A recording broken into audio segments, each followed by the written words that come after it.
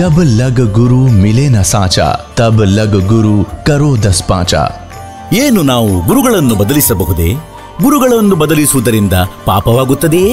ಈ ಆಧ್ಯಾತ್ಮಿಕ ಮೈದಾನದಲ್ಲಿ ಸರಿಯಾದ ಗುರು ಯಾರು?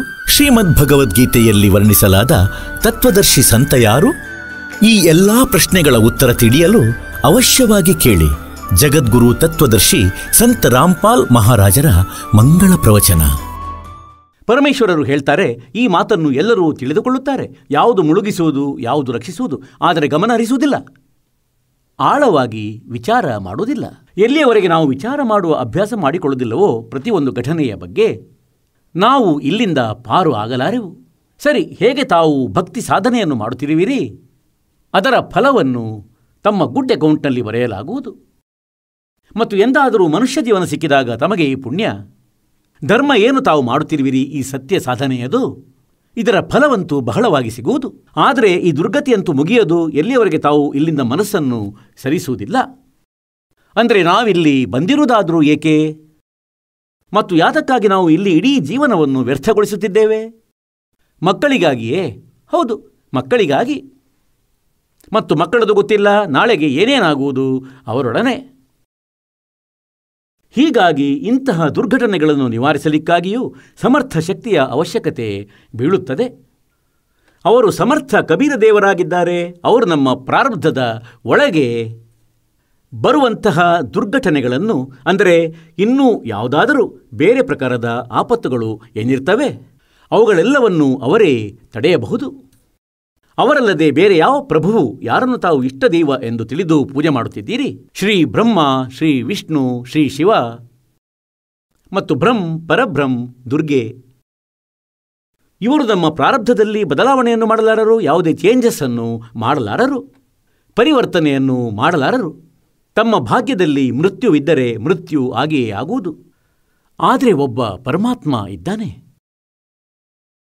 ಅವನು ಪೂರ್ಣ ಬ್ರಹ್ಮನು, ಸತ್ಯಪುರುಷನು. ಒಂದೊಮ್ಮೆ ತಾವು ಪರಮಾತ್ಮನ ಆಶ್ರಯದಲ್ಲಿ ಸತ್ಯ ಶ್ರದ್ಧೆಯಿಂದ ತೊಡಗಿದರೆ ಮತ್ತು ತಮ್ಮ ಪರಿವಾರದಲ್ಲಿ ಒಂದು ವೇಳೆ ಯಾವುದಾದರೂ ಆಪತ್ತು ಬರುವುದಿದ್ದರೆ ಅದನ್ನೂ ಕೂಡ ತಮ್ಮ ಪ್ರಾರ್ಥನೆಯಿಂದ ನಿವಾರಿಸುವನು ಪ್ರಭು. ಪುಣ್ಯಾತ್ಮರೇ, ಈ ಆಧ್ಯಾತ್ಮ ಜ್ಞಾನವು ಬಹಳ ಆಳ ಮತ್ತು ವಿಸ್ತಾರವಾಗಿದೆ. ಇದರಲ್ಲಿ ಬಹಳಷ್ಟು ಗೂಢ ರಹಸ್ಯಗಳಿವೆ ಮತ್ತು ವಿಸ್ತಾರವಾಗಿದನ್ನು ಅರಿಯಬೇಕಾಗುತ್ತದೆ. ಒಬ್ಬ ಸದಸ್ಯ ಮನೆಯಲ್ಲಿ ದೀಕ್ಷೆ ಪಡೆದು ಮತ್ತು ನಿಜವಾದ ಶ್ರದ್ಧೆಯಿಂದ ಭಗವಂತನಲ್ಲಿ ಸಮರ್ಪಿತ ಆಗಿದ್ದರೆ ಆ ಕಾರಣದಿಂದಾಗಿ ಇಡೀ ಪರಿವಾರವು ಸುಖಿಯಾಗಿರುತ್ತದೆ. ಎಲ್ಲಿಯವರೆಗೆ ಅವನ ಜೀವನ ಇರುವುದು, ನಂತರ ಅವರ ಮೇಲೆ ಕಷ್ಟಗಳು ಬರಬಹುದು, ದೀಕ್ಷೆ ಪಡೆದವರ ಮೇಲೆ. ಮತ್ತು ಅದರಲ್ಲೇನಿದೆ ಅಂದರೆ, ಅಂತೆಯೇ ಒಂದು ಪರಿವಾರದ ಸದಸ್ಯ ನಿಜವಾದ ಶ್ರದ್ಧೆಯಿಂದ ನಾಮದೀಕ್ಷೆ ಪಡೆದು ಮತ್ತು ಸರಿಯಾಗಿ ಭಕ್ತಿ ಮಾಡುತ್ತಿದ್ದಾನೆ, ಪೂರ್ಣ ವಿಶ್ವಾಸದಿಂದ ಅಧೀನತೆಯೊಡನೆ ಎಲ್ಲ ಮರ್ಯಾದೆಗಳಲ್ಲಿದ್ದು ಮಾಡುತ್ತಿದ್ದರೆ ಈ ಪರಮಾತ್ಮನ ಸತ್ಯ ಸಾಧನೆಯನ್ನು, ಆಗ ಅವನ ಪರಿವಾರದಲ್ಲಿ ಅನ್ಯರಿಗೂ ಕೂಡ ಕ್ರೆಡಿಟ್ ಸಿಗುತ್ತದೆ, ಅವನು ಕೊಡುತ್ತಾನೆ. ಏಕೆಂದರೆ ಅವನ ಆಸಕ್ತಿ ಮಕ್ಕಳಲ್ಲಿದೆ ಮತ್ತು ಅವನು ಇದನ್ನೇ ಪ್ರಾರ್ಥಿಸುತ್ತಿರ್ತಾನೆ. ಅಂದರೆ ಪರಮಾತ್ಮ, ನನ್ನ ಮಕ್ಕಳ ಸುರಕ್ಷೆಯನ್ನು ಮಾಡು, ನನ್ನ ಮಕ್ಕಳನ್ನು ಕಾಪಾಡು, ಇವರಿಗೆ ಯಾವುದೇ ಆಪತ್ತು ಬಾರದಿರಲಿ, ಇವರಿಗೆ ಸಂತಾನವನ್ನು ಕರುಣಿಸು. ಆಗ ಏನಾಗ್ತದೆ ಅಂದರೆ, ಆ ಕ್ರೆಡಿಟ್ ಅಂತೂ ಅವರಿಗೆ ಸಿಗುವುದು ತಮ್ಮ ಪ್ರಾರ್ಥನೆಯಿಂದ. ಆದರೆ ತಮ್ಮ ಭಕ್ತಿಯ ಶೇಖರಣೆ ಮೈನಸ್ ಆಗುತ್ತಾ ಹೋಗುವುದು ಮತ್ತು ತಾವು ಮೋಕ್ಷದಿಂದ ವಂಚಿತರಾಗುವಿರಿ. ತಾವೇನು ಮಾಡಬೇಕೆಂದರೆ, ಆ ಮಕ್ಕಳನ್ನು ಸಹ ಈ ಮಾರ್ಗದಲ್ಲಿ ತೊಡಗಿಸಬೇಕು. ಅವರನ್ನು ಕೂಡ ಮಾರ್ಗದಲ್ಲಿ ತೊಡಗಿಸಿ. ಏಕೆಂದರೆ ಈಗ ಯಾರದೋ ಒಂದು ಟ್ರಕ್ಕಿನ ಅಥವಾ ಯಾರದೋ ಕಾರಿನ ಟೈರ್ ಪಂಚರ್ ಆಯಿತು, ಗಾಳಿ ಹೋಯಿತು ಮತ್ತು ಬೇರೆಯವರ ಟ್ರಕ್ನ ಟೈರ್ನಿಂದ ಅದರಲ್ಲಿ ಗಾಳಿ ತುಂಬಿದರೆ ಆಗ ಆ ಟ್ರಕ್ ನಿಂತು ಬಿಡುವುದು. ಆ ಟ್ರಕ್ಕಿಗೆ ಸಂಬಂಧಪಟ್ಟ ಟೈರ್ನಿಂದ, ಅಂದರೆ ಟ್ಯೂಬ್ನಿಂದ ಗಾಳಿ ತೆಗೆದು ಪುಟ್ಟ ವೆಹಿಕಲ್ನ ವೀಲ್ನಲ್ಲಿ, ಟೈರ್ನಲ್ಲಿ ಹಾಕಿಬಿಟ್ರೆ ಅದರಷ್ಟೇ ಸುಖ ಶಾಂತಿ ತಾವು ತಮ್ಮ ಪರಿವಾರಕ್ಕೆ ನೀಡುತ್ತೀರಿ ಮತ್ತು ತಾವು ನಂತರ ಖಾಲಿಯಾಗುವಿರಿ. ತಾವು ಏನು ಮಾಡಬೇಕೆಂದರೆ, ತಮ್ಮ ಮಕ್ಕಳಿಗೂ ಕೂಡ ಅದೇ ದಾರಿಯಲ್ಲಿ ತೊಡಗಿಸಿ ಮತ್ತು ಅವರಿಗೂ ಪಂಪನ್ನು ಕೊಡಿಸಿ, ಅಂದರೆ ತನ್ನ ದಾರಿಯನ್ನು ತೋರಿಸಿ, ಸೋದರ ಹೀಗಿಗೆ ಇಲ್ಲಿಂದ ಗಾಳಿಯನ್ನು ತುಂಬಿಸಿಕೊಳ್ಳಿ, ಅಂದರೆ ಪರಮಾತ್ಮನ ನಾಮದ ಹ್ಯಾಂಡ್ ಪಂಪನ್ನು ಪಡೆದು ಅದರಿಂದ ತಮ್ಮ ಟೈರ್ಗಳಲ್ಲಿ ಗಾಳಿಯನ್ನು ತುಂಬಿಸಿ ಪರಸ್ಪರರಿಗೆ ತುಂಬದಿರಿ. ಹೇಳುವ ಅರ್ಥ ಏನಂದರೆ ನಾವು ಈ ಆಧ್ಯಾತ್ಮಿಕ ಮಾರ್ಗವನ್ನು ಅರಿಯಬೇಕು. ಏಕೆಂದರೆ ಹೀಗೆ ಬಹಳಷ್ಟು ಪ್ರಮಾಣಗಳಿವೆ. ಅಂತೆಯೇ ಟಿಟ್ಟಿಭ ಇತ್ತು. ಟಿಟ್ಟಿಭ ಒಂದು ಪಕ್ಷಿಯಾಗಿದೆ. ಅದು ಹಿಂದಿನ ಜನ್ಮಾಂತರಗಳಲ್ಲಿ ಭಕ್ತಿ ಮಾಡಿತ್ತು. ಅದು ಅದರ ಸಂಚಿತ ಕರ್ಮಗಳಲ್ಲಿ ಡೆಪಾಸಿಟ್ ಆಗಿತ್ತು. ಮತ್ತು ನಂತರ ಅದರ ಮೇಲೆ ಆಪತ್ತು ಬಂತು. ಅಂದರೆ ಆ ಟಿಟ್ಟಿಭ ಪಕ್ಷಿಯ ರೂಪದಲ್ಲಿ ಜನ್ಮ ಪಡೆದು ಅದು ಮಕ್ಕಳನ್ನು ಅಂದರೆ ಮೊಟ್ಟೆಗಳನ್ನು ಉತ್ಪನ್ನ ಮಾಡಿತು ಕುರುಕ್ಷೇತ್ರದ ಮೈದಾನದಲ್ಲಿ. ಮತ್ತು ಅಲ್ಲಿ 18 ಕೋಟಿ ಸೈನ್ಯ ಒಟ್ಟುಗೂಡಿತು ಯುದ್ಧಕ್ಕಾಗಿ. ಆಗ ಆ ಪಕ್ಷಿ ಪರಮಾತ್ಮನಲ್ಲಿ ಪ್ರಾರ್ಥನೆ ಮಾಡಿತು, ನನ್ನ ಮಕ್ಕಳ ರಕ್ಷಣೆಯನ್ನು ಮಾಡು ಪ್ರಭು. ಆತ್ಮದಿಂದ ಅತ್ತಿತ್ತು ಅದು. ಅದೇ ಸಮಯದಲ್ಲಿ ಪರಮೇಶ್ವರನು ಇಂಥದೊಂದು ಲೀಲೆ ಮಾಡಿದ್ರು. ಅಂದರೆ ಇಂದ್ರನ ಆನೆಯ ಒಂದು ಗಂಟೆ, ಅದನ್ನು ಕೊರಳಲ್ಲಿ ಕಟ್ಟಿಡಲಾಗಿತ್ತು. 88,000 ಮಣ ಭಾರದ್ದು. ಅಲ್ಲಿಂದ ಕಿತ್ತುಕೊಂಡು ಆ ಮೊಟ್ಟೆಗಳ ಮೇಲೆ ಬಂದು ಬಿದ್ದು ಬಿಟ್ಟಿತು. 18 ಕೋಟಿ ಸೈನಿಕರು ಪರಸ್ಪರ ಕಾದಾಡಿ ಸತ್ತರು. ಅಗ್ನಿ ಬಾಣಗಳನ್ನು ಬಿಟ್ಟಿದ್ದರು. ಆದರೆ ಮೊಟ್ಟೆಗಳು ಸುರಕ್ಷಿತವಾಗಿ ಉಳಿದವು. ಹಾಗಾಗಿ ಪುಣ್ಯಾತ್ಮರೇ, ಈ ಪ್ರಕಾರ ಆ ಪುಣ್ಯಾತ್ಮ ಏನಿತ್ತು ಹಿಂದಿನ ಜನ್ಮಾಂತರದ ಪುಣ್ಯ ಆತ್ಮವಾಗಿತ್ತು. ಮತ್ತು ಮಧ್ಯದಲ್ಲಿ ನಾವು ಬಹಳವೇ ತಪ್ಪುಗಳನ್ನು ಮಾಡುತ್ತೇವೆ. ಅವುಗಳ ದುಷ್ಪರಿಣಾಮಗಳನ್ನು ಕೂಡ ಅನುಭವಿಸಬೇಕಾಗ್ತದೆ. ಅದು ಟಿಟ್ಟಿಭದ ಯೋನಿಯಲ್ಲಿ ದುಃಖ ಅನುಭವಿಸುತ್ತಿತ್ತು. ಪರಮೇಶ್ವರ ಕಬೀರರ ಆಶ್ರಯದಲ್ಲಿ ಮಾಡಿದಂತಹ ಸಾಧನೆಯು ತಮಗೆ ಹಲವು ಜನ್ಮಗಳ ತನಕ ಕೆಲಸಕ್ಕೆ ಬರುತ್ತದೆ. ಹೀಗೆ ಆ ಆತ್ಮವು ತನ್ನ ಸಂಚಿತ ಕರ್ಮಗಳನ್ನು ಕೂಡ ನಾಶ ಮಾಡಿಬಿಟ್ಟಿತು. ತನ್ನ ಆ ಮೊಟ್ಟೆಗಳ ರಕ್ಷಣೆಗಾಗಿ ಅವು ದೊಡ್ಡದಾಗಿ ಅವುಗಳು ಸತ್ತು ಹೋದವು. 5-4 ವರ್ಷಗಳೊಳಗೆ ಅವುಗಳ ಮೃತ್ಯು. ಟಿಟ್ಟಿಭವೂ ಕೂಡ ಸತ್ತು ಹೋಯಿತು. ಹೀಗೆ ಈ ರೀತಿ ಈ ಕಾಲನ ಜಾಲವನ್ನು ನಾವು ಅರಿಯಬೇಕಾಗಿದೆ. ತಾವಿಲ್ಲಿ ಬಂದಿರುವುದೇಕೆ? ಒಂದೊಮ್ಮೆ ಈ ಮಕ್ಕಳ ಸುರಕ್ಷೆ ಮತ್ತು ಇವರಿಗಾಗಿಯೇ ತಮ್ಮ ಜೀವನ ವ್ಯರ್ಥಗೊಳಿಸುವುದಾದರೆ ತಾವು ಭಕ್ತಿಯನ್ನು ಅರಿತಿಲ್ಲ. ದಾಸನು ಹೇಳುವ ಅರ್ಥ ಇದಂತೂ ಅಲ್ಲ. ಪರಮಾತ್ಮನದು ಕೂಡ ಇದೇ ಉದ್ದೇಶವಾಗಿತ್ತು. ಹೇಳುವ ಅರ್ಥ ಇದಲ್ಲ ಅಂದರೆ ಮಕ್ಕಳಲ್ಲಿ ಆಸಕ್ತಿ ಇರಬಾರದು ಅಥವಾ ಇವರ ಕ್ಯಾರ್ಟೇಕ್ ಮಾಡಬಾರ್ದೆಂದು. ಹಾಗಲ್ಲ. ಅದು ಕೂಡ ನಮ್ಮ ಒಂದು ಕರ್ತವ್ಯವಾಗಿದೆ. ಇವರನ್ನು ಪರಮಾತ್ಮನ ಮಕ್ಕಳೆಂದು ತಿಳಿದು, ಮಕ್ಕಳು ನಮಗೆ ಸೇರಿದವರಲ್ಲವೆಂದು ತಿಳಿದು, ಇವರು ಪರಮೇಶ್ವರನ ಆತ್ಮಗಳಾಗಿದ್ದು ಆ ಧನಿಯ ಮಕ್ಕಳಾಗಿದ್ದು ಮತ್ತು ನಮಗೆ ಸೇವೆ ಕೊಟ್ಟಿದ್ದಾರೆಂದು ತಿಳಿಯಬೇಕು. ನಾವು ನೌಕರರಾಗಿದ್ದೇವೆ ಆ ಪರಮಪಿತನದ್ದು. ಹಾಗಾಗಿ ಆ್ಯಸ್ ಎ ಸರ್ವೆಂಟ್ ನಾವು ಕೆಲಸವನ್ನು ಮಾಡಬೇಕು. ಅಧಿಕಾರವನ್ನು ನಡೆಸಬಾರದು. ನಾವು ಅಧಿಕಾರವನ್ನು ಹೆಚ್ಚಾಗಿ ನಡೆಸುತ್ತೇವೆ ಮತ್ತು ನಮ್ಮ ಕರ್ತವ್ಯವನ್ನು ಕಡಿಮೆ ಮಾಡುತ್ತೇವೆ. ಕರ್ತವ್ಯದ ಪಾಲನೆಯನ್ನು ಕಡಿಮೆ ಮಾಡುತ್ತೇವೆ ಮತ್ತು ನಾವು ಇವರನ್ನು ನಮ್ಮವರೆಂದು ತಿಳಿದು ದುಃಖಿಯಾಗುತ್ತೇವೆ. ಏಕೆಂದರೆ ನಮಗೆ ಸೇವೆಯನ್ನು ನೀಡಿದ್ದಾರೆ. ಹಾಗಾಗಿ ಇವರ ದುಃಖದಲ್ಲಿ ದುಃಖಿಯಾಗುವುದು ನಮ್ಮದು ಸ್ವಾಭಾವಿಕ. ಹೇಗೆಂದರೆ ಅದೊಂದು ಸ್ವಭಾವವಾಗಿದೆ. ಅಂತೆ ಯಾರೋ ನೌಕರನಿದ್ದಾನೆ ಮತ್ತು ಮಾಲೀಕನ ಮಗು ಯಾವುದೋ ಕಾರಣದಿಂದ ದುಃಖಿಯಾಗಿದ್ದರೆ ಆಗ ಅವನು ದುಃಖಿಯಾಗುತ್ತಾನೆ, ಆ ನೌಕರನು. ಹೀಗೆ ನಾವು ನಮ್ಮ ಮಕ್ಕಳನ್ನು ನಮ್ಮವರೆಂದು ತಿಳಿಯದೆ ಪರಮಾತ್ಮನದೆಂದು ತಿಳಿದು ಅವನ ಭಯದಿಂದ ತನ್ನದು ಏನು ಕರ್ಮವಿದೆ ಅದನ್ನು ಪೂರ್ಣಗೊಳಿಸಬೇಕು. ಮತ್ತು ಪರಮಾತ್ಮನ ಭಕ್ತಿಯಲ್ಲಿ ಕೊರತೆ ಇರಬಾರದು, ಅದರಲ್ಲಿ ಕೊರತೆ ಬರಬಾರದು. ಈ ರೀತಿ ನಾವು ನಮ್ಮ ದೈನಿಕ ಕಾರ್ಯಗಳನ್ನು ಮಾಡುತ್ತಾ ಮನುಷ್ಯ ಜೀವನದ ಕರ್ತವ್ಯ ಕರ್ಮಗಳನ್ನು ಮಾಡುತ್ತಲೂ ನಾವು ಮೋಕ್ಷವನ್ನು ಪ್ರಾಪ್ತಿಸಿಕೊಳ್ಳಬೇಕು. ಹಾಗೆ ಹೇಳುವ ಅರ್ಥ ಇದಾಗಿದೆನೆಂದರೆ ಮಕ್ಕಳನ್ನು ಪರಮಾತ್ಮನ ಆಶ್ರಯದಲ್ಲಿ ತೊಡಗಿಸಬೇಕು ಎಂಬುದು. ಮತ್ತು ಒಂದೊಮ್ಮೆ ಅವರು ಒಪ್ಪದಿದ್ದರೆ ತಮ್ಮ ಜೀವನದೊಡನೆ ತಾವು ಆಟವಾಡುವುದು ಬುದ್ಧಿವಂತಿಕೆಯ ಮಾತಲ್ಲ. ಅವರನ್ನು ಅವರ ಭಾಗ್ಯದಂತೆಯೇ ಬಿಟ್ಟುಬಿಡಿ. ಹೀಗೆ ನಾವು ಇಲ್ಲಿಂದ ಹೊರಡಬಹುದಾಗಿದೆ. ಇಲ್ಲವೆಂದಾದಲ್ಲಿ ಮಕ್ಕಳು ಒಪ್ಪದಿದ್ದರೆ ಅದು ಅವರ ದೌರ್ಭಾಗ್ಯವಾಗಿದೆ. ಕರ್ಮಹೀನರಾಗಿರುವವರು ಅವರಂತೂ ಮುಳುಗುವರು, ಜೊತೆಯಲ್ಲಿ ತಮ್ಮನ್ನು ಮುಳುಗಿಸುವರು. ಇದೇ ಪ್ರಕಾರ ಮಕ್ಕಳು ಸರಿಯಾಗಿ ತೊಡಗಿದ್ದರೆ, ತಂದೆ ತಾಯಿ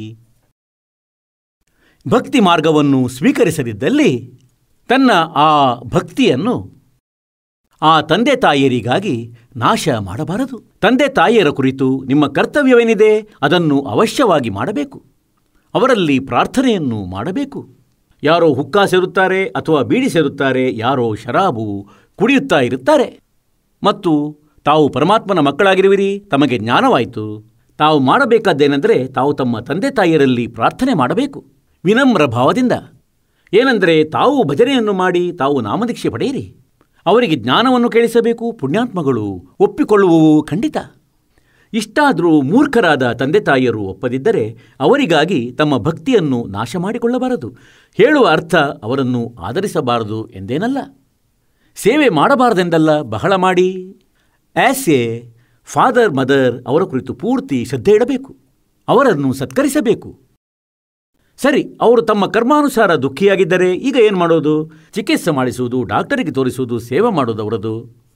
ಕಾಲು ನೋಯ್ತಿದ್ರೆ ಕಾಲು ಒತ್ತಿ, ತಲೆನೋವಾದರೆ ತಲೆಗೆ ಮಾಲಿಶು ಮಾಡಿ, ಎಲ್ಲ ಸೇವೆ ಪೂರ್ತಿ ಮಾಡಿ. ಆದರೆ ತಮ್ಮ ಭಕ್ತಿಯನ್ನು ನಾಶ ಮಾಡಬೇಡಿ. ಒಂದೊಮ್ಮೆ ತಮಗೆ ಮೋಕ್ಷ ಬೇಕೆಂದ್ರೆ ಹೇಳ್ತಾರೆ, ಮಾತ್ ಪಿತಾ ಮಿಲ್ ಜಾವೆಂಗೆ, ಮಾತ್ ಪಿತಾ ಮಿಲ್ ಜಾವೆಂಗೆ, ಲಖ 84 माह ये सतगुरु सेवा और बंदगी बाई फेर मिलन की ना. ಇಂದು ನಮ್ಮ ತಂದೆ ತಾಯಿಯರಿದ್ದಾರೆ. ಸರಿ, ನಾವು ನಮ್ಮ ಭಕ್ತಿಯಿಂದ ಅವರಿಗಾಗಿ ಪ್ರಾರ್ಥಿಸುತ್ತೇವೆ ಭಗವಂತನಲ್ಲಿ, ಹೇ ಪರಮಾತ್ಮ, ಇವರಿಗೆ ಹೀಗೆ ಮಾಡು, ಹಾಗೆ ಮಾಡು, ಸ್ವಸ್ಥಗೊಳಿಸು. ಇದನ್ನು ನಾವು ಮೊದಲು ಹೇಳುತ್ತಿದ್ದೆವು. ಅಂದರೆ ಭಗವಂತ ಇವರನ್ನು ಸ್ವಸ್ಥಗೊಳಿಸು ಮತ್ತು ತಮ್ಮ ಭಕ್ತಿಯಿಂದ ಅವರು ಅವಶ್ಯವಾಗಿ ಸ್ವಸ್ಥರಾಗುವರು. ಆದರೆ ತಮ್ಮ ಸಂಪಾದನೆಯ ಬಹಳಷ್ಟು ಅಂಶ, ಬಹಳ ದೊಡ್ಡ ಭಾಗ ಸಮಾಪ್ತವಾಗುವುದು. ನಂತರ ಮನಸ್ಸಿನಲ್ಲಿ ದೋಷ ಬರುತ್ತದೆ. ಏಕೆಂದರೆ ನಾವು ಬಾಲಕರಾಗಿದ್ದೇವೆ. ಹೀಗಾಗಿ ಕಾಲನ ಜಾಲದಿಂದ ಹೊರಬರಲಾಗುತ್ತಿಲ್ಲ. ಮತ್ತು ಕೆಲವರು ಹೇಳ್ತಾರೇನೆಂದರೆ, ತಂದೆ ತಾಯಿಯರಿಗಾಗಿ ನಾವು ಇಷ್ಟು ಮಾಡಬಾರದೆ? ಅವರು ನಮಗಾಗಿ ಎಷ್ಟೊಂದು ಮಾಡಿದ್ದಾರೆ, ಸಾಕಿ ಸಲಹಿದ್ದಾರೆ, ನಾವು ಇವರಿಗಾಗಿ ಪ್ರಾರ್ಥಿಸಬಾರದೆ? ಈಗ ಇದಂತೂ ಮಕ್ಕಳ ಬುದ್ಧಿಯ ಮಾತಾಗಿದೆ. ಯಾವುದನ್ನು ಈ ದಾಸನು ತಮಗೆ ತಿಳಿಸಬಯಸುತ್ತಾನೆ. ಏನೆಂದರೆ, ಈ ತಂದೆ ತಾಯಿರಂತೂ ತಮಗೆ ಬಹಳಷ್ಟು ಸಿಗುವರು. ಕತ್ತೆಯಾದರೆ ಅಲ್ಲಿ ತಂದೆ ತಾಯಿ, ನಾಯಿಯ ಯೋನಿಯಲ್ಲಿ ಅಲ್ಲಿ ತಂದೆ ತಾಯಿ, ಎತ್ತು ಆಕಳು ಆದಾಗ ಅಲ್ಲಿ ತಂದೆ ತಾಯಿ. ಆದರೆ ಭಕ್ತಿಯು ಸಿಗದು ಅಲ್ಲಿ. ಆ ತಂದೆಯು ಎಲ್ಲೋ ಕತ್ತೆಯಾಗುವನು ಮತ್ತು ತಾವು ಜೊತೆಯಲ್ಲಿ ಅಲ್ಲಿಯೇ ಕತ್ತೆಯಾಗುವಿರಿ. ಇಬ್ಬರು ಪರಸ್ಪರ ಕತ್ತನ್ನು ಕಚ್ಚುತ್ತಾ ಹಿಡಿಯುತ್ತಾ ಅಲೆಯುವರು. ಇಬ್ಬರದು ಜೀವನ ವ್ಯರ್ಥ. ಈಗ ಈ ಜ್ಞಾನವನ್ನು ಬಾಲಕರ ಆ ಹಳೆಯ ಆಧಾರದಿಂದ ಅಳೆಯಬಾರದು. ಪರಮಾತ್ಮನ ಜ್ಞಾನದ ಅನುಸಾರ ಹೆಜ್ಜೆ ಹೆಜ್ಜೆಯನ್ನು ನೋಡಿ ಇಡಬೇಕು. ಒಂದೊಮ್ಮೆ ತಾವು ಇಲ್ಲಿಂದ ಪಾರಾಗಬೇಕಾದರೆ ಮತ್ತು ಇಲ್ಲೇ ಇರುವುದಾದರೆ ತಾವೇನೇ ಮಾಡುತ್ತಲಿರಿ. ತಾವು ಅನ್ಯ ಸಾಧನೆಗಳನ್ನು ಏನು ಮಾಡುತ್ತಿದ್ರಿ, ಅದಂತೂ ಒಂದು ನಯಾ ಪೈಸೆಯದ್ದು ಇರುವುದಿಲ್ಲ. ಇಲ್ಲಿ ತಮ್ಮ ಭಕ್ತಿಯು ಬಹಳಷ್ಟು ಜಮಾ ಆಗುತ್ತಿದೆ. ತಮ್ಮ ಸ್ಮರಣೆಯದು, ತಮ್ಮ ಸಂಪಾದನೆಯದ್ದು, ತಮ್ಮ ದಾನದ್ದು. ಏಕೆಂದರೆ ಇದು ಶಾಸ್ತ್ರ ಅನುಕೂಲ ಸಾಧನೆ ಆಗಿದೆ. ಆದರೆ ಈ ನಿಯಮಗಳ ಪಾಲನೆ ಮಾಡದಿದ್ದರೆ ತಾವು ಇಷ್ಟೆಲ್ಲ ಸಂಪಾದಿಸಿ ಕೂಡ ಇಲ್ಲಿಯೇ ಉಳಿಯುವಿರಿ, ಪಾರು ಆಗಲಾರಿರಿ. ಕೆಲವು ಮುಗ್ಧಾತ್ಮರು ಹೇಳುತ್ತಾರೆ, ನಾವೇನು ನಮ್ಮ ತಂದೆ ತಾಯಿಯರ ಶ್ರಾದ್ದವನ್ನು ಮಾಡಬಾರದೆ? ಅವರು ನಮಗಾಗಿಷ್ಟೆಲ್ಲ ಮಾಡಿದ್ದಾರೆ, ಅವರಿಗಾಗಿ ತಾವು ಇಷ್ಟನ್ನು ಮಾಡಬಹುದು. ತಮ್ಮ ಭಕ್ತಿ ಪುಣ್ಯವನ್ನು ನಷ್ಟಗೊಳಿಸದೆ, ತಮ್ಮ ತಂದೆ ತಾಯಿಗೆ ಕಾಯಿಲೆ ಇದ್ದರೆ, ಅಸ್ವಸ್ಥರಾಗಿದ್ದರೆ ಅವರಿಗಾಗಿ ಪ್ರಾರ್ಥಿಸದೆ, ಕೇವಲ ಅವರಿಗಾಗಿ ಯಾವುದೇ ಇಂತಹ ಧಾರ್ಮಿಕ ಅನುಷ್ಠಾನವನ್ನು ಅವರ ನಿಮಿತ್ತವಾಗಿ ತಾವು ಮಾಡಬಹುದು. ಇಲ್ಲಿ ಅಖಂಡ ಪಾಠವನ್ನು ಮಾಡಿಸಬಹುದು. ಅದರಿಂದಲೂ ಅವರಿಗೆ ಬಹಳ ಶಾಂತಿ ಸಿಗಬಹುದು. ಆದರೆ ತಮ್ಮ ಭಕ್ತಿಯನ್ನು ಬೇರಾರಿಗೂ ನೀಡಬಾರದು. ಶಾಪ ಕೂಡ ನೀಡಬಾರದು. ಅದು ಕೂಡ ನಮ್ಮ ಮೇಲೆ ಭಾರವಾಗಿರುತ್ತದೆ. ನಮ್ಮ ಭಕ್ತಿ ಸಂಪಾದನೆ ನಷ್ಟವಾಗುತ್ತದೆ. ಮತ್ತು ಶುಭವನ್ನು ಕೋರಬಾರದು. ಅದರಿಂದಲೂ ನಮ್ಮ ಭಕ್ತಿ ಸಂಪಾದನೆ ನಷ್ಟವಾಗುತ್ತದೆ. ಆದರೆ ಅವರಿಗೆ ಜ್ಞಾನವನ್ನು ತಿಳಿಸಿ, ತಮ್ಮ ಹತ್ತಿರದವರು ಅಂದರೆ ಸೋದರನಿಗಾಗಿ, ತಮ್ಮ ಸೋದರಿಯರಿಗಾಗಿ, ತಾಯಿಗಾಗಿ ಮತ್ತು ತಮ್ಮ ಪತ್ನಿಯ ನಿಮಿತ್ತ, ಮಕ್ಕಳ ನಿಮಿತ್ತ, ಈ ಮಾರ್ಗದಲ್ಲಿ ತೊಡಗದವರ ನಿಮಿತ್ತ ಯಾವುದೇ ಪಾಠ ಮಾಡಿಸಬಹುದು ನೀವು. ಅದರಿಂದ ಅವರಿಗೆ ಶುಭ ಸಂಸ್ಕಾರಗಳು ಸಿಗುವು, ಪುಣ್ಯ ಸಿಗುವುದು ಮತ್ತು ಅವರು ನಿಧಾನವಾಗಿ ಬಹುಶಃ ಅವರ ಮೈಂಡ್ ಕೂಡ ಪರಿವರ್ತನೆಗೊಳ್ಳಬಹುದು. ನಂತರ ಅವರೂ ಕೂಡ ಈ ಮಾರ್ಗದಲ್ಲಿ ತೊಡಗಬಹುದು. ಇಲ್ಲವೆಂದರೆ ಅವರಿಗೆ ಅದರ ಸಹಕಾರ ಅವಶ್ಯವಾಗಿ ಸಿಗುವುದು. ಹೀಗೆ ಇದರ ಈ ಉಪಾಯವಾಗಿದೆ. ಹಾಗಾಗಿ ಪುಣ್ಯಾತ್ಮರೇ, ಪರಮಾತ್ಮ ಹೇಳ್ತಾರೆ, एक लेवा एक देवा दूतम और कोई किसी का पिता नहीं पूतम. ये ऋण संबंध जुड़ा एक ठाठा, अंत समय सब बारा बाटा. ಹೇಗೆಂದರೆ ಒಬ್ಬ ಮಗ, ಒಬ್ಬ ಬಾಲಕ ಇಷ್ಟೊಂದು ಯೋಗ್ಯನು ತಂದೆಯಂತೂ ಶರಾಬ್ ಕುಡಿಯುತ್ತಾನೆ, ಮತ್ತು ಇಸ್ಪೀಟ್ ಆಡ್ತಾನೆ ಇಡೀ ದಿನ, ಕೇಳಿದರೆ ಜಗಳವಾಡ್ತಾನೆ, ಮತ್ತು ಮಗ ಅವನ ಸೇವೆ ಮಾಡ್ತಾನೆ, ಸಂಪಾದಿಸ್ತಾನೆ, ಮತ್ತು ತಂದೆ ಶರಾಬು ಕುಡಿಯುತ್ತಾನೆ. ಹಾಗಾದರೆ ಆ ತಂದೆಯು ಆ ಮಗನಿಂದ ಹಿಂದಿನ ಜನ್ಮದಲ್ಲಿ ಕೊಟ್ಟಿದ್ದು ಮಾಡಿದ್ದು ಏನಿದೆ ತನ್ನದನ್ನು ಪ್ರಾಪ್ತಿಸಿಕೊಳ್ಳುತ್ತಿದ್ದಾನೆ. ಇನ್ನೊಂದು ಕಡೆ ಒಬ್ಬ ಮಗ ಹೀಗಿದ್ದಾನೆ, ತಂದೆ ತಾಯಿ ಸಂಪಾದಿಸ್ತಾರೆ ಮತ್ತವನು ಶರಾಬು ಕುಡಿಯುತ್ತಾನೆ, ಜೂಜನ್ನು ಆಡುತ್ತಾನೆ ಮತ್ತು ಹಣವನ್ನು ಹಾಳು ಮಾಡುತ್ತಾನೆ. ತಂದೆ ತಾಯಿಯರು ಅಳುತ್ತಾರೆ ಕುಳಿತುಕೊಂಡು. ಅವನು ಒಪ್ಪುವುದಿಲ್ಲ. ಅಂದರೆ ಅವರು ಹಿಂದಿನ ಜನ್ಮದಲ್ಲಿ ಆ ತಂದೆ ತಾಯಿಯರು ಅವನದು ಏನೋ ತೆಗೆದುಕೊಂಡಿದ್ದರು, ಈಗ ಅವನು ಪೂರ್ಣಗೊಳಿಸಿ ಬಿಡುವನು. ಏಕ ಲೇವಾ ಏಕ ದೇವಾ ದೂತಂ कोई काहू का पिता निपुतम ये ಋಣ ಸಂಬಂಧಿ ಜುಡ ಏಕ ಠಾಠಾ. ಋಣ ಅಂದರೆ ಪರಸ್ಪರರ ಸಾಲ ತಮ್ಮ ಮೇಲೆ ಇದೆ ಎಂದರ್ಥ. ಮತ್ತು ಈ ಕಾರಣದಿಂದ ಇದು ಒಂದು ಪರಿವಾರ ಆಗಿದೆ. ಅಂತ್ ಸಮಯ ಸಬ್ ಬಾರಾ ಬಾಟ. ತಮ್ಮ ಮೃತ್ಯು ಆದ ಮೇಲೆ ಗೊತ್ತಿಲ್ಲ ಎಲ್ಲಿ ಜನ್ಮ ಆಗುವುದೋ, ಮಗನ ಮೃತ್ಯು ಆದ ಮೇಲೆ ಗೊತ್ತಿಲ್ಲ ಸಂಸ್ಕಾರದಿಂದಾಗಿ ಎಲ್ಲಿ ಹೋಗುವನೋ, ಯಾವ ದೇಶದಲ್ಲಿ ಜನ್ಮವಾಗುವುದೋ. ಅಂತ್ ಸಮಯ ಸಬ್ ಬಾರಾ ಬಾಟ್.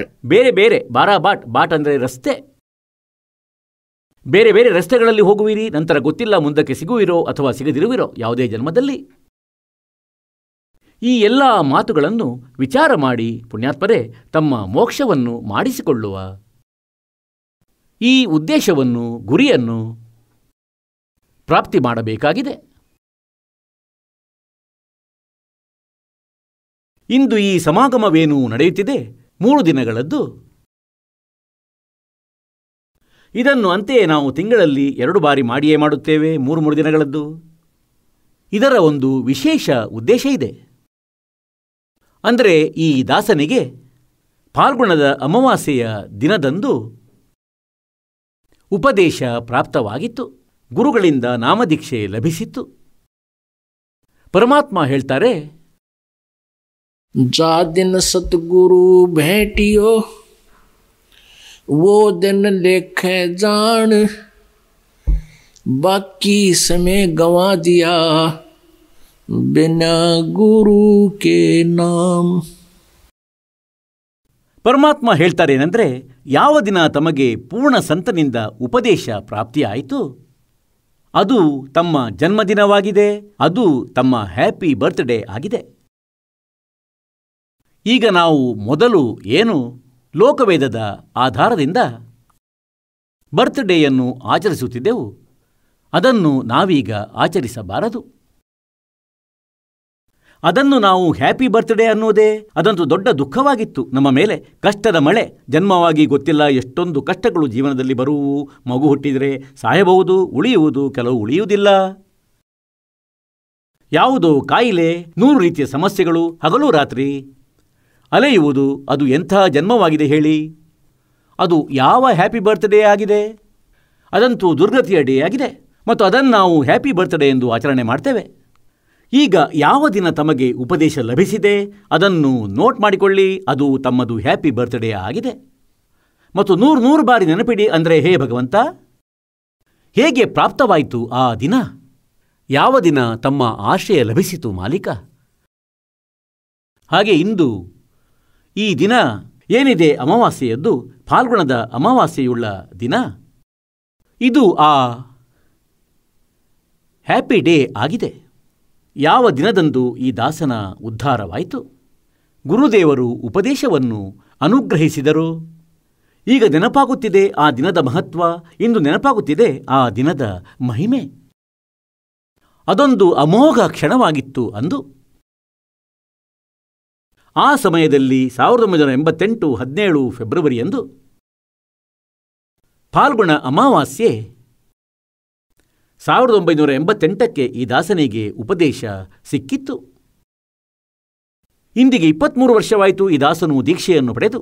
ಅಂತೆಯೇ ಶರೀರದ ವಯಸ್ಸು ಸರಿಸುಮಾರು 60 ವರ್ಷ ಆಗಿರುವುದು. ಆದರೆ ನಿಜವಾದ ವಯಸ್ಸು ಈ ದಾಸನದ್ದು ಈಗ 23 ವರ್ಷಗಳಾಗಿವೆ. ಅದಕ್ಕಿಂತ ಮೊದಲು ಜೀವನವೇನಿತ್ತು ಅದು ಮನುಷ್ಯನದಲ್ಲ, ಪ್ರಾಣಿಗೆ ಸಮಾನವಾಗಿತ್ತು. ಪಶುಗಳು ಏನು ಕರ್ಮಗಳನ್ನು ಮಾಡುತ್ತಿದ್ವೋ ಈ ದಾಸನು ಕೂಡ ಅದೇ ಕರ್ಮಗಳನ್ನು ಮಾಡುತ್ತಿದ್ದ. ಮತ್ಯಾವ ದಿನ ಗುರು ಸಿಕ್ಕಿದರೂ, ಉಪದೇಶ ಸಿಕ್ಕಿತು, ಆ ದಿನದಂದು ನಮ್ಮ ಜನ್ಮ ಆಗಿದೆ. ಒಂದು ಉಪದೇಶಿ ಪರಿವಾರದ ಹುಡುಗಿ ಯಾವುದೋ ಉಪದೇಶಿ ಅಲ್ಲದ ಪರಿವಾರದಲ್ಲಿ ವಿವಾಹವಾದಳು, ಸಂಯೋಗವಾಯಿತು. ಅವರ ಗುರುಗಳು ಅದೇ ಕಡೆ ಹೋಗುತ್ತಿದ್ದರು. ಮನೆಯವರು ಹೇಳಿದರು, ಗುರುದೇವ, ತಮ್ಮ ಮಗಳು ಅಲ್ಲಿಯೇ ಮದುವೆಯಾಗಿದ್ದಾಳೆ, ಅಲ್ಲಿಂದಾಗಿಯೇ ಹೋಗಿರಂತೆ. ಅವರು ಒಪ್ಪುವುದಿಲ್ಲ, ಅವರಿಗೆ ಸ್ವಲ್ಪ ಜ್ಞಾನವನ್ನು ಹೇಳಿ. ಹಾಗಾಗಿ ಆ ಗುರುದೇವ ಅವರ ಮನೆಗೆ ಹೋದರು. ಅಂದು ಅಲ್ಲಿ ಅವಳ ಪತಿ ಇರಲಿಲ್ಲ, ಮಾವನೂ ಇರಲಿಲ್ಲ. ಎಲ್ಲೋ ಹೊರಗೆ ಹೊಲದಲ್ಲಿ ಹೋಗಿದ್ದರು, ಯಾವುದೋ ಕೆಲಸದ ಮೇಲೆ ಹೊರಗೆ ಹೋಗಿದ್ದರು. ಆ ಗುರುದೇವರು ಕೇಳಿದರು, ಮಗಳೇ? ಮತ್ತು ಏನಾಗಿತ್ತೆಂದರೆ, ಅವಳ ಅತ್ತೆ ಸಾಕಷ್ಟು ವಿಷಯಗಳನ್ನು ಕೇಳಿದ್ದ ಕಾರಣ 5-6 ತಿಂಗಳುಗಳ ಮೊದಲು ಯಾವುದೋ ಸಂತನಿಂದ ಉಪದೇಶವನ್ನು ಪಡೆದಿದ್ದಳು. ಈಗ ಗುರುದೇವರು ಅಲ್ಲಿ ತಲುಪಿ ಕೇಳಿದರು, ಮಗಳೇ, ನಿನ್ನ ಅತ್ತೆ ಇದ್ದಾರೇನು? ಅತ್ತೆ ಅಲ್ಲಿಯೇ ಇದ್ದಳು. ಕೇಳಿದ್ಲು, ಹಾಂ ಹೇಳಿ, ಅತ್ತೆ ಎಷ್ಟು ವರ್ಷದವಳು? ಅಂದರೆ 6 ತಿಂಗಳಿನವಳು. 6 ತಿಂಗಳಿನವರಾಗಿದ್ದಾರೆ ನನ್ನ ಅತ್ತೆ, ಹೌದೇನು? ಮತ್ತು ಮಾವ? ಹೇಳಿದ್ಲು, ಮಾವನಂತೂ ಇಲ್ಲ. ಮತ್ತು ಪತಿ? ಹೇಳಿದ್ಲು, ಪತಿ ಕೂಡ ಇಲ್ಲ. ಹೌದೇನು? ಆಯಿತು ಮಗಳೇ, ನಾನು ಮತ್ತೆ ಬರುವೆ. ಈಗಂತೂ ನನಗೆ ಸಮಯವಿಲ್ಲ. ಬಂದಾಗ 1-2 ದಿನ ನಿಲ್ಲುವೆ, ಇವರೆಲ್ಲರಿಗಾಗಿ ಪ್ರಾರ್ಥಿಸುವೆ ಮತ್ತು ಜ್ಞಾನವನ್ನು ಹೇಳುವೆ. ಹೊರಟು ಹೋದರು. ಈಗ ಆ ಮುದುಕಿಯಂತೂ ಕುಪಿತಳಾದಳು ಮತ್ತು ಜಗಳವಾಡತೊಡಗಿದಳು ಆ ಹುಡುಗಿಯೊಡನೆ. ಹೇಳಿದ್ಲು, ನಿನಗೆ ನಾಚಿಕೆಯಾಗುವುದಿಲ್ಲ? ನನ್ನ ಅವಮಾನ ಮಾಡಿಬಿಟ್ಟೆ, ನಿನಗೆ ಮಾತಾಡುವುದಕ್ಕೂ ಗೊತ್ತಿಲ್ಲ. 60 ವರ್ಷ ಪ್ರಾಯದ ನನ್ನನ್ನು 6 ತಿಂಗಳಿನವಳೆಂದು ಹೇಳಿಬಿಟ್ಟೆ ಮತ್ತು ಮಾವನನ್ನು ಸಾಯಿಸಿಬಿಟ್ಟೆ, ನಿನ್ನ ಪತಿಯನ್ನು ಸಾಯಿಸಿಬಿಟ್ಟೆ. ಅವರಿಗೆ ಹೇಳಿದೆ, ಅವರು ಯಾರೂ ಇಲ್ಲವೆಂದು. ಈಗ ಅಲ್ಲಿ ಜಗಳ ಶುರುವಾಯಿತು. ಈಗ ಹೇಗೆಂದರೆ, ಈಗ ಜಗತ್ತು ಮತ್ತು ಭಕ್ತರ ಮಧ್ಯೆ ಎಳೆದಾಟವಿರುತ್ತದೆ. ಅವರ ಎಲ್ಲ ನಿಯಮಗಳು ತದ್ವಿರುದ್ಧವಾಗಿರುತ್ತವೆ. ಈಗ ಸಂಜೆ ವೇಳೆಗೆ ಮುದುಕ ಬಂದ. ಮುದುಕಿಯಂತೂ ಶುರು ಮಾಡಿದ್ಲು ಎಲ್ಲ ಪ್ರವಚನಗಳನ್ನು ಕೇಳಿಸಲು. ಹೇಳಿದ್ಲು, ಎಂಥ ಮನೆತನದವಳು ಬಂದಳು ನೋಡು, ನನ್ನನ್ನು 6 ತಿಂಗಳಿನವಳೆಂದು ಹೇಳ್ತಾಳೆ. ಇವರ ಊರಿನಿಂದ ಯಾರೋ ಬಂದಿದ್ರು, ಒಬ್ಬರು ಗುರುಗಳು. ಮತ್ತು ಅವನು ಕೇಳಿದ, ಏನು ನಿನ್ನ ಅತ್ತೆ ಇದ್ದಾರೆ? ಎಷ್ಟು ವರ್ಷ ವಯಸ್ಸಾಯಿತು ನಿನ್ನ ಅತ್ತೆಗೆ? ಹೇಳಿದ್ಲು, ಅತ್ತೆ ಅಂತೂ 6 ತಿಂಗಳಿನವಳು ಎಂದು. ನನ್ನನ್ನಂತೂ 6 ತಿಂಗಳಿನವಳೆಂದು ಹೇಳ್ತಾಳೆ. ಮತ್ತು ನಿಮ್ಮ ಬಗ್ಗೆ ಹೇಳ್ತಿದ್ಲು, ಮಾವನಂತೂ ಇಲ್ಲವೇ ಇಲ್ಲವೆಂದು. ಮತ್ತು ತನ್ನ ಪತಿಯ ಬಗ್ಗೆನೂ ಹೇಳಿದ್ಲು, ನಮ್ಮ ಹುಡುಗನನ್ನು ಸಾಯಿಸಿಯೇ ಬಿಟ್ಲು ಇವಳು. ಹೇಳಿದ್ಲು, ಅವನೂ ಇಲ್ಲವೆಂದು. ಈಗ ಮುದುಕ ತಿಳುವಳಿಕೆಯುಳ್ಳವನಾಗಿದ್ದ. ಈ ಬಾಲಕರಂಥವರ ಮಧ್ಯೆ ನಾನು ಬಾಲಕನಾಗುವೆ. ಹೇಳ್ದ, ಅವನು 2-3 ದಿನಗಳಲ್ಲಿ ಬರುವೆನೆಂದಿದ್ದಾನಲ್ಲ, ಬಂದಾಗ ಅವನೊಡನೆ ಮಾತನಾಡುವೆ. ಮತ್ತು ಆ ವೃದ್ಧನು, ಅವಳ ಮಾವನು, ಆ ಸಂತನು ಬಂದಾಗ ಅವನಲ್ಲಿ ಕೇಳಿದ ಅಂದರೆ, ಮಹಾರಾಜರೇ, ಈ ಹುಡುಗಿ ಬಹಳ ತಪ್ಪು ಶಬ್ದಗಳನ್ನು ಪ್ರಯೋಗಿಸಿದಳು ಮತ್ತು ಅದರಿಂದ ನಮಗೆ ಬಹಳ ದುಃಖವಾಗುತ್ತಿದೆ. ಕೇಳಿದ್ರು, ಯಾವ ಶಬ್ದಗಳನ್ನು ಪ್ರಯೋಗಿಸಿದಳು? ಹೇಳಿದ, ಅವಳ ಮತ್ತು ತಮ್ಮ ಮಾತುಕತೆ ನಡೆಯುವಾಗ ತನ್ನ ಪತ್ನಿಯನ್ನು, ತನ್ನ ಅತ್ತೆ 60 ವರ್ಷದವಳಾಗಿದ್ದಾಳು ಸುಮಾರು, ಅವಳ ಬಗ್ಗೆ ಇವಳು ಹೇಳಿದ್ಲೇನೆಂದರೆ, ಇವಳು 6 ತಿಂಗಳಿನವಳೆಂದು. ಮತ್ತು ನಾನು ನೋಡು, ನಿನ್ನೆದುರೇ ಜೀವಂತ ಕುಳಿತಿರುವೆ. ನನ್ನ ಬಗ್ಗೆ ಹೇಳಿದ್ದು, ಮಾವ ಇಲ್ಲವೇ ಇಲ್ಲ ಎಂದು. ಇವಳೆಷ್ಟು ಅಯೋಗ್ಯ ಹುಡುಗಿಯಾಗಿದ್ದಾಳೆ ಹೇಳಿ. ಮತ್ತು ತನ್ನ ಪತಿಯ ಬಗ್ಗೆಯೂ ಇವಳು ಹೇಳಿದ್ಲು, ಅವನೂ ಕೂಡ ಇಲ್ಲವೆಂದು. ಅವಳೇನು ವಿಧವೆ ಆಗಿದ್ದಾಳೇನು? ಆಗ ಆ ಮಹಾತ್ಮರು ಹೇಳಿದ್ರೇನೆಂದರೆ, ಚೌಧರಿ ಸಾಹೇಬ್ರೇ, ಮಾತು ಕೇಳಿದನದು. ಇವು ನಮ್ಮ ಕೋಡ್ ವರ್ಡ್ಗಳಾಗಿದ್ದವು. ಇದು ನೀವು ತಿಳಿಯುವಂತಹ ಮಾತಾಗಿರಲಿಲ್ಲ. ಆ ಮುದುಕಿಯೂ ಅಲ್ಲೇ ಕುಳಿತಿದ್ಲು. ಆ ಹುಡುಗಿಯನ್ನು ಕರೆದರು. ಎಲ್ಲರೂ ಕುಳಿತರು ಅವರು ಒಟ್ಟಾಗಿ. ಯಾವಾಗ ಆ ಮಹಾತ್ಮರು ಹೇಳಿದರು, ಅಂದರೆ ಯಾರು ನಾಮದೀಕ್ಷೆಯನ್ನು ಪಡೆದುಕೊಂಡಿಲ್ಲ, ಭಕ್ತಿಯನ್ನು ಮಾಡೋದಿಲ್ಲ, ಅವರದು ಮನುಷ್ಯ ಜೀವನವಲ್ಲ, ಅವರದು ಪಶುವಿನಂತಹ ಜೀವನವಾಗಿದೆ. ಮತ್ತು ಈ ಮುದುಕಿಯು 6 ತಿಂಗಳ ಮೊದಲು ನಾಮದೀಕ್ಷೆ ಪಡೆದಿರಬೇಕು. ಆ ಮುದುಕಿ ಹೇಳಿದ್ಲು, ಹೌದು, 6 ತಿಂಗಳ ಮೊದಲು ನಾಮದೀಕ್ಷೆಯನ್ನು ಪಡೆದಿದ್ದೆ ನಾನು. ಒಬ್ಬ ಮಹಾರಾಜರು ಬಂದಿದ್ರು ಊರಿಗೆ ಮತ್ತು ಈ ನಿಮ್ಮ ಮಗಳೇ ಬಲವಂತ ಮಾಡಿ ನನಗೆ ನಾಮದೀಕ್ಷೆ ಕೊಡಿಸಿದ್ಲು, ಉಪದೇಶ ಕೊಡಿಸಿದ್ಲು. ಸರಿ, ಇದಕ್ಕಾಗಿ ಅವಳು ಹೇಳಿದ್ದಾಳೆ ಅಂದರೆ 6 ತಿಂಗಳಿನವಳಾಗಿದ್ದಾಳೆ ಈ ಮುದುಕಿ. ಇದಕ್ಕಿಂತ ಮೊದಲು ತಾಯಿ, ಮೊದಲನೇ ನಿನ್ನ ಜನ್ಮ ಪಶುವಿನಂತಿತ್ತು, ಮನುಷ್ಯನದಾಗಿರಲಿಲ್ಲ. ಯಾವಾಗ ನೀನು ನಾಮದೀಕ್ಷೆಯನ್ನು ಪಡೆದೆಯೋ ಅಲ್ಲಿಂದ ನಿನ್ನ ಮನುಷ್ಯ ಜೀವನ ಪ್ರಾರಂಭವಾಯಿತು. ಇದಕ್ಕಾಗಿ 6 ತಿಂಗಳಿನವಳೆಂದು ಹೇಳಿದ್ಲು. ಸರಿ ಮಹಾರಾಜರೇ, ನನ್ನಿಂದ ತಪ್ಪಾಯಿತು. ನಾನಂತೂ ಇವಳಿಗೆ ಬಾಯಿಗೆ ಬಂದಂತೆ ಮಾತಾಡಿಬಿಟ್ಟೆ. ಹೇಳಿದ್ರು, ಏನು ಪರವಾಗಿಲ್ಲ, ಜ್ಞಾನವಿಲ್ಲದಿದ್ದರೆ ಹೀಗೆ ಆಗುತ್ತದೆ. ಮತ್ತು ಮಾವ ನಾಮದೀಕ್ಷೆ ಪಡೆದಿಟ್ಟಿಲ್ಲ, ಇದಕ್ಕಾಗಿ ಈಕೆ ಹೇಳಿದ್ಲು ಅಂದರೆ ಇವರಂತೂ ಇಲ್ಲವೇ ಇಲ್ಲ. ಆಗ ಮುದುಕನಿಗೂ ಸ್ಪಷ್ಟವಾಯಿತು. ಹೇಳಿದ, ಮಹಾರಾಜರೇ, ವಿಷಯವಂತೂ ತಮ್ಮದು ಸತ್ಯವಾಗಿದೆ. ಹೀಗೆ ಸಾಕಷ್ಟು ಜ್ಞಾನ ಹೇಳಿದರು. ಆಗ ಆ ಮಾವನೂ ದೀಕ್ಷೆ ಪಡೆದನು ಮತ್ತು ಪತಿಯೂ ಕೂಡ ದೀಕ್ಷೆ ಪಡೆದನು. ಹೀಗೆ ಒಂದು ಪುಣ್ಯಾತ್ಮ, ಒಳ್ಳೆಯ ಮನೆತನದ ಮಗಳು, ಸತ್ಸಂಗ ಪರಿವಾರದವಳು ಬೇರೆಯವರ ಮನೆಗೆ ಹೋಗಿ ಹೀಗೆ ಸುಧಾರಣೆಯನ್ನು ಮಾಡುತ್ತಾಳೆ. ಹಾಗೆ ಯಾವ ದಿನದಿಂದ ನಿಮಗೆ ಉಪದೇಶ ಲಭಿಸಿದೆ ಅದು ತಮ್ಮ ಜನ್ಮವಾಗಿದೆ ಮತ್ತು ಮೊದಲನದು ಏನು ಜೀವನವಿತ್ತು ತಮ್ಮದು ಅದು ವ್ಯರ್ಥವಾಗೋಯ್ತು. ಮತ್ತು ಹೇಳ್ತಾರೆ, ಜೀನಾ ತ ಥೋಡಾಯ್ ಬಲ. ಕೆಲವು ಹಿರಿಯರು ಹೀಗೆಯೂ ಇರ್ತಾರೆ. ಎಲ್ಲಿಯವರೆಗೆ ನಮಗೆ ಉಪದೇಶ ಪ್ರಾಪ್ತವಾಗುವುದಿಲ್ಲವೋ ಅಲ್ಲಿಯವರೆಗೆ ನಮ್ಮ ಜೀವನ ವ್ಯರ್ಥವಾಗುತ್ತದೆ. ಮತ್ತು ಮನುಷ್ಯ ಜೀವನವನ್ನು ಪ್ರಾಪ್ತಿಸಿ ಪರಮಾತ್ಮನ ಭಕ್ತಿಯನ್ನು ಮಾಡದಿದ್ದರೆ ಇದು ಪಶುವಿಗೆ ಸಮಾನವಾದ ಜೀವನವೆಂದು ಹೇಳಿದ್ದಾರೆ ಸದ್ಗುರುಗಳು. ಹಾಗಾಗಿ ಗುರುಗಳು ಪೂರ್ಣವಾಗಿರಬೇಕು. ಪರಮೇಶ್ವರ ಕಬೀರರು ಬರುತ್ತಾರೆ. ಅವರು 4 ಯುಗಗಳಲ್ಲಿ ತನ್ನ ಜ್ಞಾನ ಪ್ರಚಾರ ಮಾಡುತ್ತಾರೆ ಮತ್ತು ಅವರ ಜ್ಞಾನದಲ್ಲಿ ಸತ್ವ ಇರುತ್ತದೆ, ಉಳಿದ ಜ್ಞಾನಗಳಲ್ಲಿ ಸತ್ವ ಇರುವುದಿಲ್ಲ. ಈ ಕಾರಣದಿಂದಲೇ ಆ ಪರಮೇಶ್ವರರ ಜ್ಞಾನವನ್ನು ಆಧಾರ ಮಾಡಿಕೊಂಡು ಈ ನಕಲಿ ಸಂತರು ನಾಮದೀಕ್ಷೆ ನೀಡ್ತಾ ತಿರುಗ್ತಿದ್ದಾರೆ. ಅದೇ ಆಧಾರದಿಂದ ಅವರು ನಾಮದೀಕ್ಷೆ ಪಡೆಯುತ್ತಾರೆ. ಆದರೆ ಅವರಿಗೆ ಅದರಿಂದ ಲಾಭ ಏನೂ ಆಗುವುದಿಲ್ಲ ನಾಮದೀಕ್ಷೆಯದು, ಏಕೆಂದರೆ ಅಧಿಕಾರಿಗಳಲ್ಲ ಅವರು. ಆದರೆ ಇಷ್ಟಂತೂ ಅವಶ್ಯವಾಗುತ್ತದೆ ಏನೆಂದರೆ ಅವರು ಹೇಳಿದನುಸಾರ ಅವರು ಕೆಡುಕುಗಳಿಂದ ಪಾರಾಗಬಹುದು. ಒಂದೊಮ್ಮೆ ಬೀಡಿ, ಶರಾಬು, ಮಾಂಸ, ತಂಬಾಕು ಅವರು ಬಿಡಿಸುತ್ತಾರೆಂದಾದರೆ ಆ ಪಾಪಗಳಿಂದ ಪಾರಾಗ್ತಾರೆ. ಮತ್ತು ಈ ಸಮಯ ಬರುತ್ತದೆ ಒಂದು ಬಹಳ ದೀರ್ಘ ಸಮಯದ ಬಳಿಕ. ಹೇಗೆಂದರೆ ಪರಮಾತ್ಮ 600 ವರ್ಷಗಳ ಮೊದಲು ಬಂದಿದ್ರು. ಆ ಸಮಯದಲ್ಲಿ ತಮ್ಮನ್ನು ಉಪದೇಶಿಗಳನ್ನಾಗಿಸಿ ತಮ್ಮ ಬ್ಯಾಟರಿಯನ್ನು ಚಾರ್ಜ್ ಮಾಡಿ ಹೋದರು. ತಮ್ಮಿಂದ ಇಷ್ಟು ಭಕ್ತಿಯನ್ನು ಮಾಡಿಸಿ ಹೋದರು. ಅಂದರೆ ಈ ಸಮಯದ ತನಕ, ಈಗ ಈ ಮಧ್ಯದ ಪೀಳಿಗೆ ತನಕ ತಮಗೆ ಮನುಷ್ಯ ಜೀವನವು ಸಾಗುತ್ತಾ ಬರುತ್ತಾ ಇದೆ. ಮತ್ತು ತಮಗೆ ಕೇವಲ 5 ನಾಮಗಳನ್ನು ಕೊಟ್ಟು ಹೋಗಿದ್ದರು ಅವರು. ಈ 5 ನಾಮಗಳೇನಿವೆ, 600 ವರ್ಷಗಳ ಮೊದಲು ಕೇವಲ 5 ನಾಮಗಳನ್ನು ನೀಡಲಾಗುತ್ತಿತ್ತು. ಪರಮಾತ್ಮನು ಈ ಬೇರೆ ನಾಮಗಳನ್ನು ನೀಡುತ್ತಿರಲಿಲ್ಲ. ಮತ್ತು ಕೇವಲ ಕೆಲವೊಂದು ಪುಣ್ಯಾತ್ಮಗಳಿಗೆ, ಯಾರು ವಿಶೇಷ ಆತ್ಮಗಳಾಗಿದ್ದರೋ ಅವರಿಗೆ ಈ ಎಲ್ಲ ಮಂತ್ರಗಳನ್ನು ನೀಡಿದ್ದರು. ಆದರೆ ಅವುಗಳನ್ನು ಮುಂದಕ್ಕೆ ದಾನ ಮಾಡುವ ಆದೇಶವನ್ನು ಪ್ರಭುವು ಕೊಟ್ಟಿರಲಿಲ್ಲ. ಈಗ ಆ ಪುಣ್ಯಾತ್ಮರು 600 ವರ್ಷಗಳ ಹಿಂದಿನ ಸಮಯದಲ್ಲಿ, ಇಂದಿನಿಂದ 600 ವರ್ಷಗಳ ಮಧ್ಯದಲ್ಲಿ ಯಾರಿಗೆ ಪರಮಾತ್ಮ ಸಿಕ್ಕಿದ್ದರು? ಆದರಣೀಯ ಧರ್ಮದಾಸ ಸಾಹೇಬರು ಪರಮಾತ್ಮನ ಸಮಕಾಲೀನರಾಗಿದ್ದರು. ಆದರಣೀಯ ನಾನಕ್ ಸಾಹೇಬರು ಕಬೀರ ಸಾಹೇಬರ ಸಮಕಾಲೀನರಾಗಿದ್ದರು. ಆದರಣೀಯ ಮಲೂಕದಾಸ ಸಾಹೇಬರು, ಆದರಣೀಯ ದಾದೂ ಸಾಹೇಬರು, ಆದರಣೀಯ ಗರೀಬ್ದಾಸ್ ಸಾಹೇಬರು ಚುಡಾಣಿಯವರು, ಊರು ಚುಡಾಣಿಯವರು, ಜಿಲ್ಲೆ ಝಜ್ಜರ್, ಹರಿಯಾಣದವರು. ಆದರಣೀಯ ಘೀಸಾದಾಸ ಸಾಹೇಬರು ಇವರು ನಂತರದವರಾಗಿದ್ದರು. ಅವರ ಸಮಕಾಲೀನ 2 ಮಹಾಪುರುಷರಾಗಿದ್ದರು. ಅವರೆಲ್ಲರಿಗೂ ಪರಮಾತ್ಮ ಸಿಕ್ಕಿದ್ರು ಮತ್ತು ಅವರಿಗೆ ಎಲ್ಲ ನಾಮಗಳನ್ನು ಕೊಟ್ಟಿದ್ರು. ಆದರೆ ಮುಂದಕ್ಕೆ ನಾಮದಾನ ನೀಡುವ ಆದೇಶವನ್ನು ನೀಡಲಿಲ್ಲ. ಯಾತಕ್ಕಾಗಿ ನೀಡಲಿಲ್ಲ? ಏಕೆಂದರೆ ಈ ನಾಮ ಎಲ್ಲೆಡೆಯೂ ಹರಡುವುದು. ನಕಲಿ ಸಂತರು, ಕಾಲನ ದೂತರು ಇವೇ ನಾಮಗಳನ್ನು ಕೊಡುತ್ತಾ ತಿರುಗುತ್ತಿರುವರು. ಮತ್ತು ಯಾವಾಗ ಮಧ್ಯದ ಪೀಳಿಗೆಯ ಸಮಯ ಬರುವುದು, ಇವರನ್ನು ಪಾರುಗೊಳಿಸುವ, ಅದು ಈಗ ವರ್ತಮಾನದಲ್ಲಿ ನಡೆಯುತ್ತಿದೆ. ಆಗ ಆ ಸಮಯದಲ್ಲಿ ನಾವು ಜ್ಞಾನದ ಭಿನ್ನತೆಯನ್ನು ಹೇಳಲಾರೆವು ಮತ್ತು ನಾಮದ ಯಾವುದೇ ಭಿನ್ನತೆಯೂ ಇರ್ತಿರಲಿಲ್ಲ. ಅದೇ ನಾಮವನ್ನು ಅವರು ನಕಲಿಗಳು ಕೊಡುತ್ತಿದ್ದರು. ಅದೇ ನಾಮವನ್ನು ನಾವು ಕೊಟ್ಟರೆ ಆ ನಕಲಿಗಳನ್ನು ಬಿಟ್ಟು ಆ ಪುಣ್ಯಾತ್ಮಗಳು ನಮ್ಮನ್ನು ಅರಿಯುವಲ್ಲಿ ವಿಫಲರಾಗುವರು, ಇಲ್ಲಿಗೆ ಬರಲಾರರು. ಹೇಗೆಂದರೆ ಆದರಣೀಯ ನಾನಕ ಸಾಹೇಬರಿಗೆ ಈ ಸತ್ಯನಾಮವನ್ನು ನೀಡಿದ್ರು 2 ಅಕ್ಷರದ್ದು. ಈ 2 ಅಕ್ಷರದ ನಾಮದ ಜಪದ ವಿಧಿಯೂ ಕೂಡ ಭಿನ್ನವಾಗಿದೆ. 5 ನಾಮಗಳನ್ನು ಕೊಟ್ಟಿದ್ದರು, 5 ನಾಮಗಳನ್ನು. ಆ 5 ನಾಮಗಳದ್ದು ಕೂಡ ಗುರು ಗ್ರಂಥ ಸಾಹಿಬದಲ್ಲಿ ವಿಚಾರವಿದೆ, ಉಲ್ಲೇಖವಿದೆ. ಮತ್ತು ಸತ್ಯನಾಮದ್ದು ಕೂಡ ಅಲ್ಲಲ್ಲಿ ಉಲ್ಲೇಖವಿದೆ. ಆದರೆ ಸತ್ಯನಾಮವು ಒಂದು ಕೋಡ್ ವರ್ಡ್ ಆಗಿದೆ. ಸತ್ಯನಾಮದ ಅರ್ಥವಾಗಿದೆ ಸತ್ಯವಾದ ನಾಮ. ಸತ್ಯ ಸಾಹೇಬ, ಸತ್ಯಖಂಡ. ಸತ್ಯಖಂಡ ಹೇಳಿ ಬೇಕಾದರೆ ಸತ್ಖಂಡ ಹೇಳಿ, ಬೇಕಾದರೆ ಸತ್ಯಲೋಕ ಹೇಳಿ, ಅದಂತೂ ಒಂದು ಸ್ಥಾನದ ಹೆಸರು.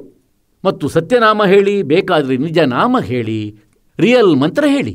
ಇದಾಗಿದೆ ಒಂದು ಜಪವನ್ನು ಮಾಡುವ ಅಕ್ಷರ ಮಂತ್ರ. ಹಾಗಾಗಿ ಈ ಮಂತ್ರವನ್ನು ನಾನಕ ಸಾಹೇಬರಿಗೆ ಪರಮಾತ್ಮನು ಕೊಟ್ಟಿದ್ದರು, ಕಬೀರ ಪರಮೇಶ್ವರರು.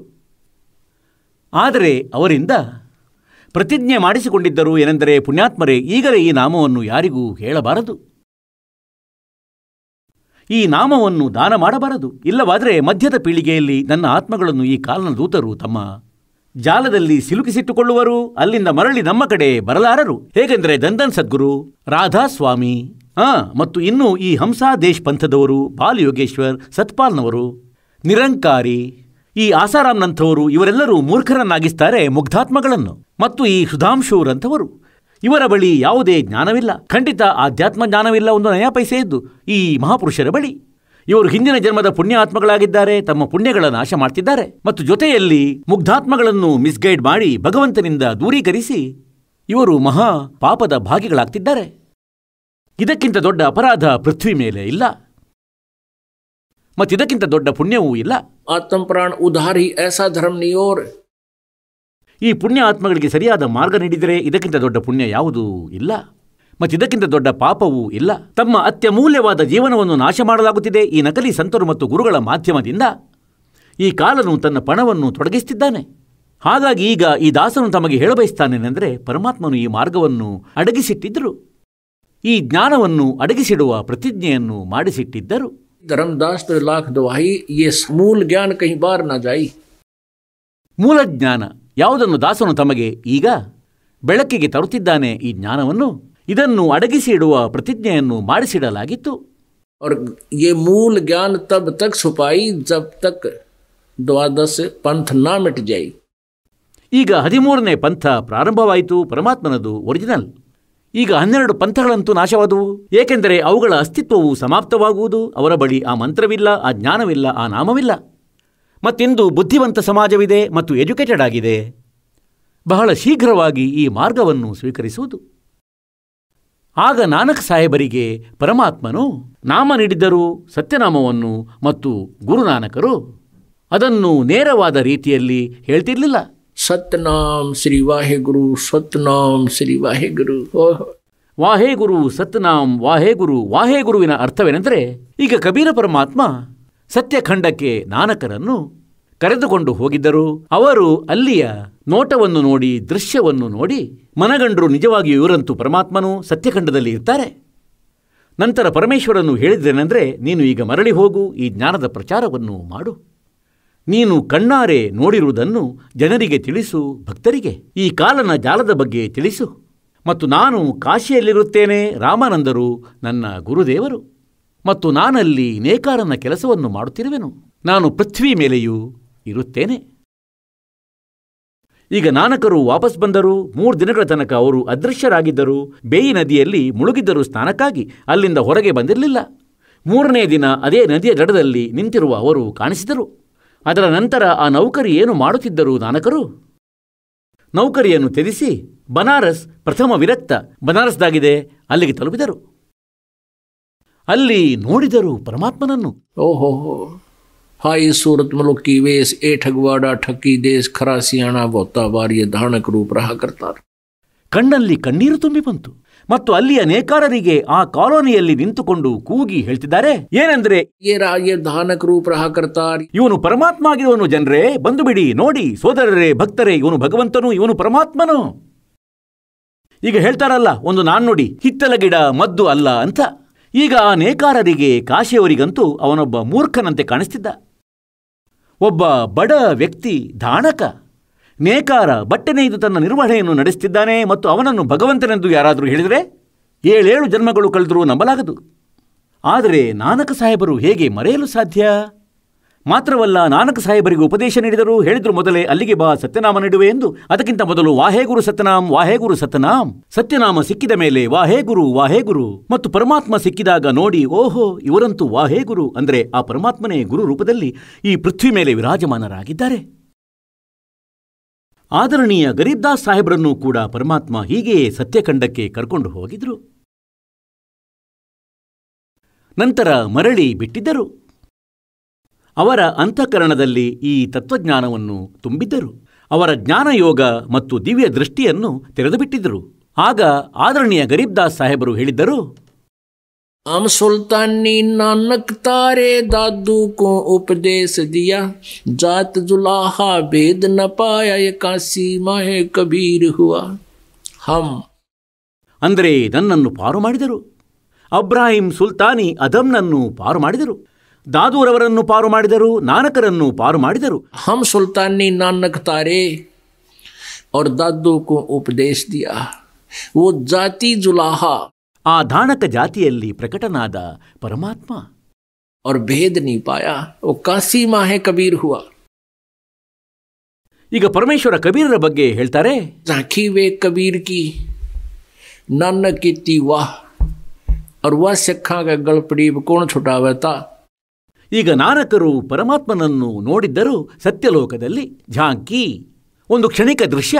ಹೇಗೆಂದರೆ ತಾವು 26ನೇ ಜನವರಿಯಂದು ನೋಡುತ್ತಿರಲ್ಲ ಸೋದರ, ಈಗ ದೃಶ್ಯ ಬರುತ್ತಿದೆ ಹರಿಯಾಣದ್ದು. ಅದರಲ್ಲಿ ಹರಿಯಾಣದಲ್ಲಿ ಏನೇನು ಅವರ ಪ್ರೋಗ್ರೆಸಿವ್ ವರ್ಕ್ ಇರುತ್ತವೆ, ಕೆಲವು ಒಳ್ಳೆಯ ಸ್ಥಳಗಳಿರುತ್ತವೆ, ಅವುಗಳದ್ದೊಂದು ದೃಶ್ಯವನ್ನು ತಯಾರಿಸ್ತಾರೆ, ಛಾಯಾಚಿತ್ರವನ್ನು ತಯಾರಿಸ್ತಾರೆ, ಅದನ್ನು ಅಲಂಕರಿಸಿ ಒಂದು ಟ್ರ್ಯಾಕ್ಟರ್ನಲ್ಲಿಟ್ಟು ಹೊರಡುತ್ತಾರೆ. ಆಗ ಆ ದೃಶ್ಯಾವಳಿಯಲ್ಲಿ ಅಲ್ಲಿ ಹರಿಯಾಣದಲ್ಲಿ ಏನೇ ಪ್ರೋಗ್ರೆಸ್ ಆಗಿದ್ದರೆ ಅಥವಾ ಯಾವುದೇ ಒಳ್ಳೆಯ ಸ್ಥಳ ಇದ್ದರೆ, ಯಾವುದಾದರೂ ಧಾರ್ಮಿಕ ಸ್ಥಳಗಳಿದ್ದರೆ ಅಥವಾ ಮತ್ತೇನಾದರೂ ಒಳ್ಳೆಯ ಇಂಡಸ್ಟ್ರೀಸ್ ಇದ್ದರೆ, ಪ್ಲ್ಯಾಂಟ್ಸ್ ಇದ್ದರೆ ಅಲ್ಲಿ ಅವುಗಳದ್ದು ಒಂದು ಮಾಡೆಲನ್ನು ಮಾಡಿ ಇಡುತ್ತಾರೆ. ಅದನ್ನು ಝಾಂಕಿ ಎನ್ನುತ್ತಾರೆ, ದೃಶ್ಯ. ಹೇಳ್ತಾರೆ, ಇದೇ ರೀತಿ ಸತ್ಯಲೋಕದಲ್ಲಿ ಪರಮಾತ್ಮನನ್ನು ನೋಡಿ झांकी वेख कबीर की नानक की वाह वाहे गुरु ओय होय होय। ಅವರಂತೂ ಹೃದಯದಿಂದ ಹೇಳಿದ್ದರು, ವಾಹ್ ವಾಹ್ ವಾಹ್, ಇವರಾಗಿದ್ದಾರೆ ಭಗವಂತ. ಮತ್ತು ಗುರು ರೂಪದಲ್ಲಿ ಬನಾರಸ್ನಲ್ಲಿ ಸಿಕ್ಕಿದಾಗ ಹೇಳಿದ್ದರು, ವಾಹೇ ಗುರು ಸತ್ನಾಮ್, ವಾಹೇ ಗುರು ಓಯ್ ಹೊಯ್. ಹೇಳ್ತಾರೆ, ಇಂತಹ ಗುರು ಸಿಕ್ಕಿ ಮತ್ತು ಸತ್ಯನಾಮ ಸಿಕ್ಕಿದಾಗ ಮೋಕ್ಷವಾಗುವುದು. ಆ ಸತ್ಯನಾಮ ನೀಡಿದಾಗ ಮಾಲೀಕರು ಹೇಳಿದ್ದರು, ಇದನ್ಯಾರಿಗೂ ಹೇಳಬಾರದು ಈ 2 ಅಕ್ಷರಗಳನ್ನು. ತಾವಿದನ್ನು ಯಾರಿಗೂ ದಾನ ಕೂಡ ಮಾಡಬಾರದು, ತಾವು ತಮ್ಮ ಉದ್ಧಾರ ಮಾಡಿಕೊಳ್ಳಿ. ಈಗ ಪುಣ್ಯಾತ್ಮರೇ, ಈಗ ತಮಗೆ ಸ್ವಲ್ಪ ಪ್ರಮಾಣವನ್ನು ನೀಡುತ್ತೇವೆ. ಈಗ ಈ ಪ್ರಮಾಣವು ತಮ್ಮ ಸಮಕ್ಷಮವಾಗುವುದು. ಏನೆಂದರೆ, ನಾನಕ ಸಾಹೇಬರಿಗೆ, ಆದರಣೀಯ ನಾನಕ ಸಾಹೇಬರಿಗೆ ಪರಮೇಶ್ವರ ಕಬೀರರು ಆ ನಿಜ ನಾಮವನ್ನು, ಸತ್ಯನಾಮವನ್ನು 2 ಅಕ್ಷರದ್ದು ನೀಡಿದ್ದರು. ಆದರೆ ಅವರಲ್ಲಿ ಹೇಳಿದ್ರೇನೆಂದರೆ, ಇದನ್ನು ಮುಂದಕ್ಕೆ ದಾನ ಮಾಡಬಾರದು. ಇಡೀ ಸಿಖ್ ಧರ್ಮದಲ್ಲಿ ಎಲ್ಲೂ ಕೂಡ ಸತ್ಯನಾಮದ ಉಪದೇಶ ಇಲ್ಲ. ಹಾಗಾಗಿ ತಮಗಿದರಿಂದ ವಿಶ್ವಾಸ ಆಗುವುದು. ಈಗ ದಾಸನಂತೂ ಮೊದಲೇ ಈ ವಿಷಯವನ್ನು ತಮಗೆ ಹೇಳುತ್ತಿದ್ದ. ಈಗ ಪರಮಾತ್ಮನ ಕೃಪೆಯಿಂದ ಸಿಖ್ ಸಮಾಜದ ಅನುಯಾಯಿಗಳೇನಿದ್ದಾರೆ ಅವರು ಬುದ್ಧಿವಂತ ವ್ಯಕ್ತಿಗಳಾಗಿದ್ದಾರೆ. ಪರಮಾತ್ಮನ ಬಯಕೆ ಇದೆ. ಅವರಲ್ಲಿನ ಒಬ್ಬ ಭಕ್ತನು ಜನ್ಮಸಾಖಿ ಬಾಲಾಜಿಯವರದು ಓದಿದನು ಮತ್ತು ಅದರಲ್ಲಿ ಸಮುಂದರ್ ಕಿ ಸಾಖಿಗಳಲ್ಲಿ ನೋಡಿ ಅವನು ಈ ದಾಸನಿಗೆ ತಂದು ತೋರಿಸಿದ. ಅಂದರೆ ತಾವು ಸರಿಯೇ ಹೇಳುತ್ತಿದ್ದೀರಿ ಎಂದು ನಮಗೆ ದೃಢ ವಿಶ್ವಾಸವಾಯಿತು. ಈ ಬಾಲಾಜಿಯ ಸಾಖಿಯನ್ನು ಅಥೆಂಟಿಕ್ ಎಂದು ನಂಬುತ್ತದೆ ಇಡೀ ಸಿಖ್ ಸಮಾಜ, ಸಿಖ್ ಧರ್ಮ. ಮತ್ತದರಲ್ಲಿ ಈ 2 ಅಕ್ಷರದ ಮಂತ್ರ ಸ್ಪಷ್ಟವಾಗಿ ಬರೆದಿದೆ ಮತ್ತು ನಿರಾಕರಿಸಿದ್ದಾರೆ ನಾನಕರು. ಏನೆಂದರೆ, ನೀವು ಇದನ್ನು ಜಪಿಸಬಾರದು. ಈಗ ಇದನ್ನು ನೋಡಿದಂತೆ ಇದಾಗಿದೆ, जन्म साखी भाई बालाजी बाले वाली सब तो वड्डी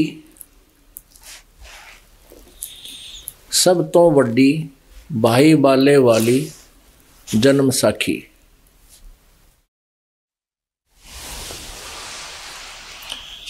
doctor Jawahar Singh Kripal Singh and company ಇದನ್ನು ಇವರು ಮುದ್ರಿಸಿದ್ದಾರೆ.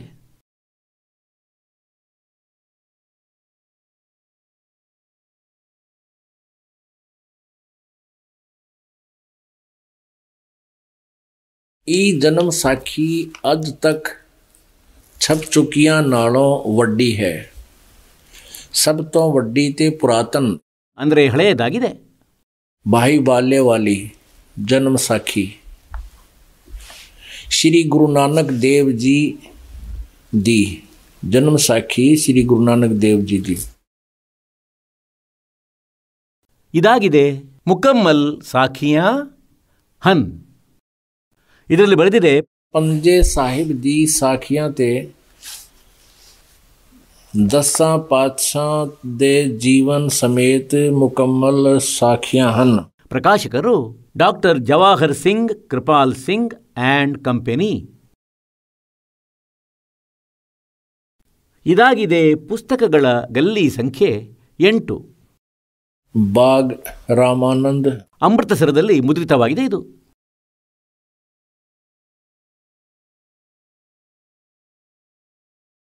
ಈಗ ತಮಗೆ ಇದರದು 547ನೇ ಪುಟದಲ್ಲಿ ತೋರಿಸುತ್ತೇವೆ. 547ನೇ ಪುಟದಲ್ಲಿ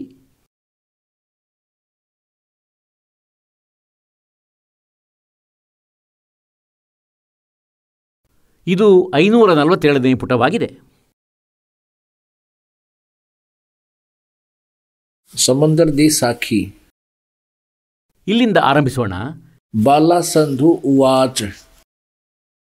ಅಂತೆಯೇ ಗೀತೆಯಲ್ಲಿ ಇದೆಯಲ್ಲ, ಕೃಷ್ಣ ಉವಾಚ್, ಹಾಗೆ ಬಾಲಾ ಸಂಧು ಉವಾಚ್ ಇಲ್ಲಿಂದ ಪ್ರಾರಂಭವಾಗುತ್ತದೆ. ताते हे गुरु अंगद जी जद गुरु नानक जी अजीते पासों विद्या होए ಅಗಲಿದರು. ता मर्दा ने किहा के सच्चे पातशाह जी असा समुद्र ता देखिया पर लंका ना देखी जिथे रामचंद्र जी चढ़ाई कीती है।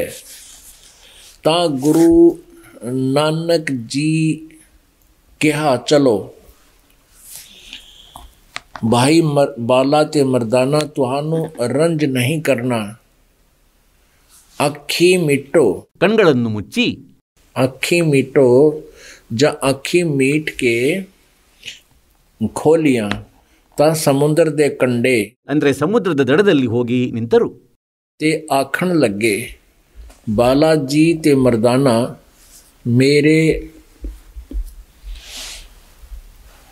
मेरे पीछे पीछे चले आओ मुखों वाहेगुरु वाहेगुरु कहिंदे आओ ते आगे आगे गुरुजी तुर पे जैसे धरती ऊपर तुरदे सन.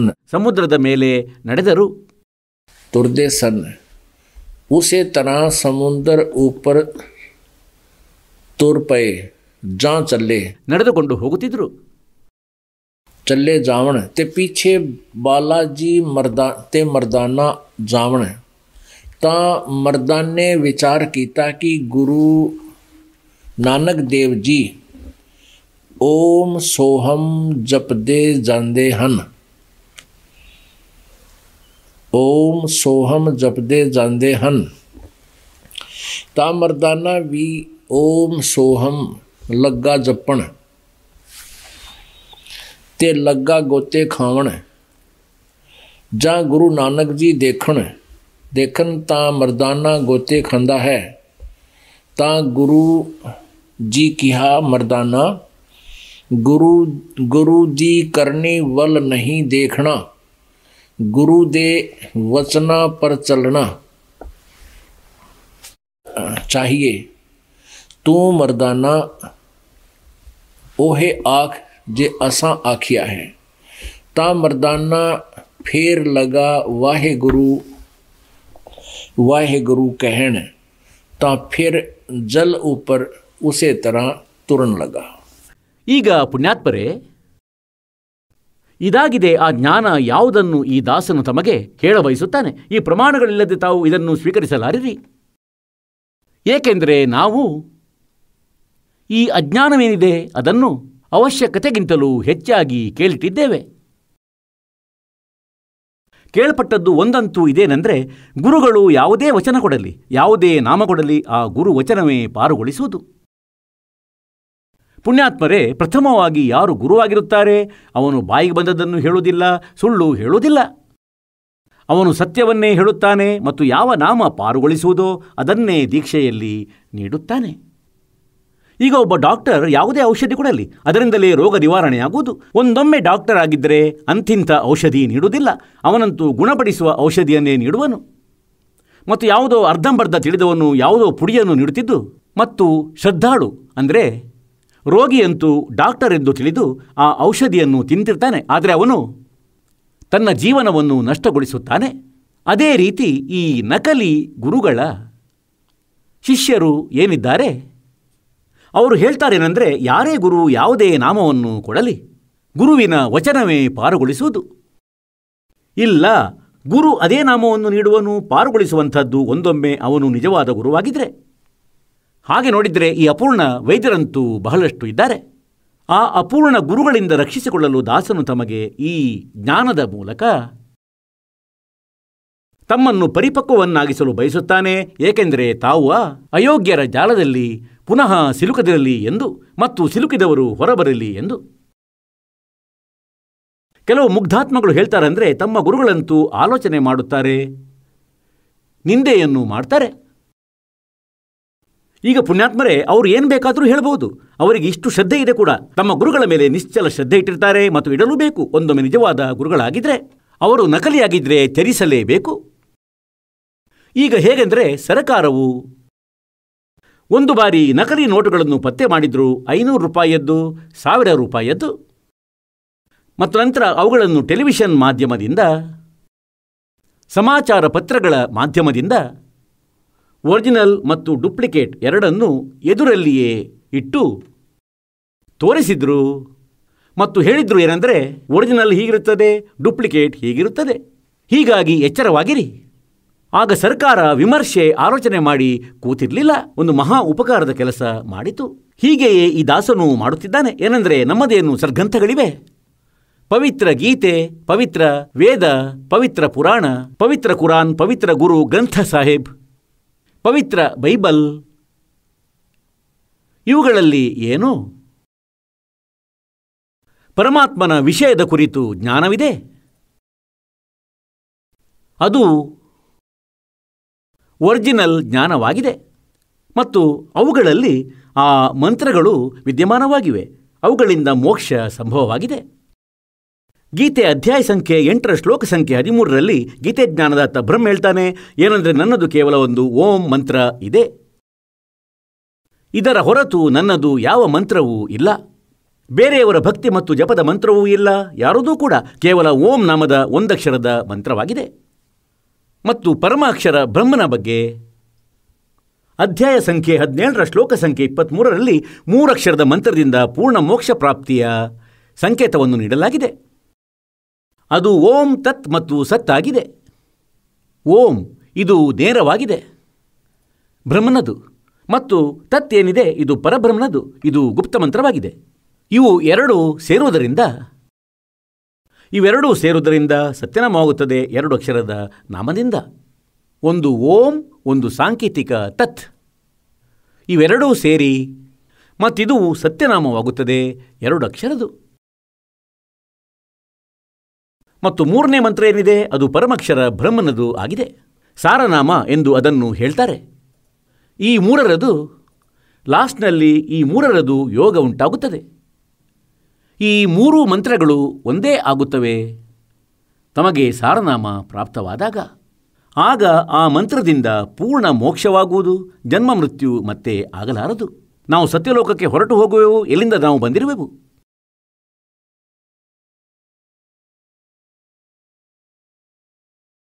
ಪುಣ್ಯಾತ್ಮರೇ,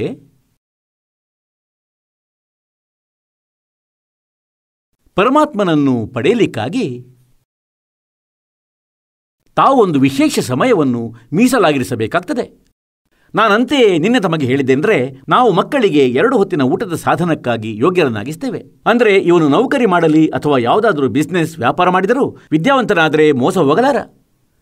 ಅದಕ್ಕಾಗಿ ನಾವು 15, 16 ವರ್ಷ, 20 ವರ್ಷ ಮಗುವನ್ನು ಫ್ರೀಯಾಗಿ ಬಿಟ್ಟು ಬಿಡ್ತೇವೆ. ಹಣವನ್ನು ಖರ್ಚು ಮಾಡ್ತೇವೆ, ಅವನಿಗೆ ಸಮಯವನ್ನು ಸಾಕಷ್ಟು ಕೊಡ್ತೇವೆ. ಮನೆಯಲ್ಲಿ ಅವನಿಂದ ಯಾವ ಕೆಲಸವನ್ನು ಮಾಡಿಸುವುದಿಲ್ಲ ಆ ಬಾಲಕನಿಂದ.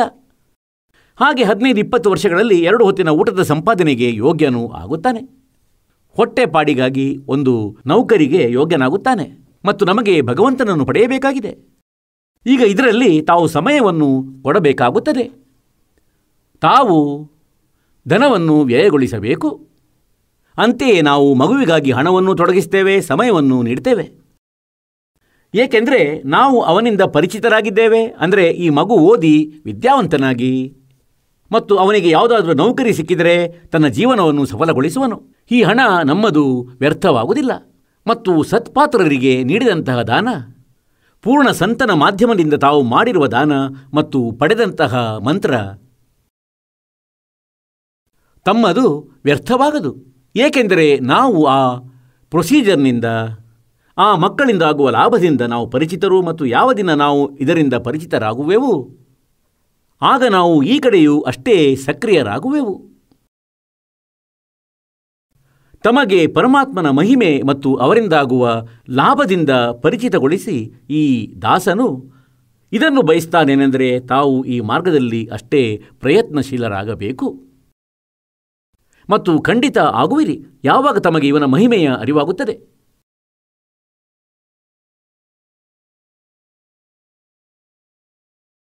ಆ ಮಹಿಮೆಯಿಂದ ಪರಿಚಿತಗೊಳಿಸಲಿಕ್ಕಾಗಿ ತಮಗೆ ಇಲ್ಲಿಗೆ ಕರೆಯಲಾಗುತ್ತದೆ, ಸಿಡಿ ಇತ್ಯಾದಿ ತಯಾರಿಸಲಾಗುತ್ತದೆ ಮತ್ತು ಪುಸ್ತಕಗಳನ್ನು ತಯಾರಿಸಿ ತಮಗೆ ಕಳುಹಿಸಲಾಗುತ್ತದೆ. ಅದರಿಂದಾಗಿ ತಾವು ಸ್ವಲ್ಪ ಸಮಯ ತೊಡಗಿಸಿಕೊಳ್ಳುವಿರೆಂದು.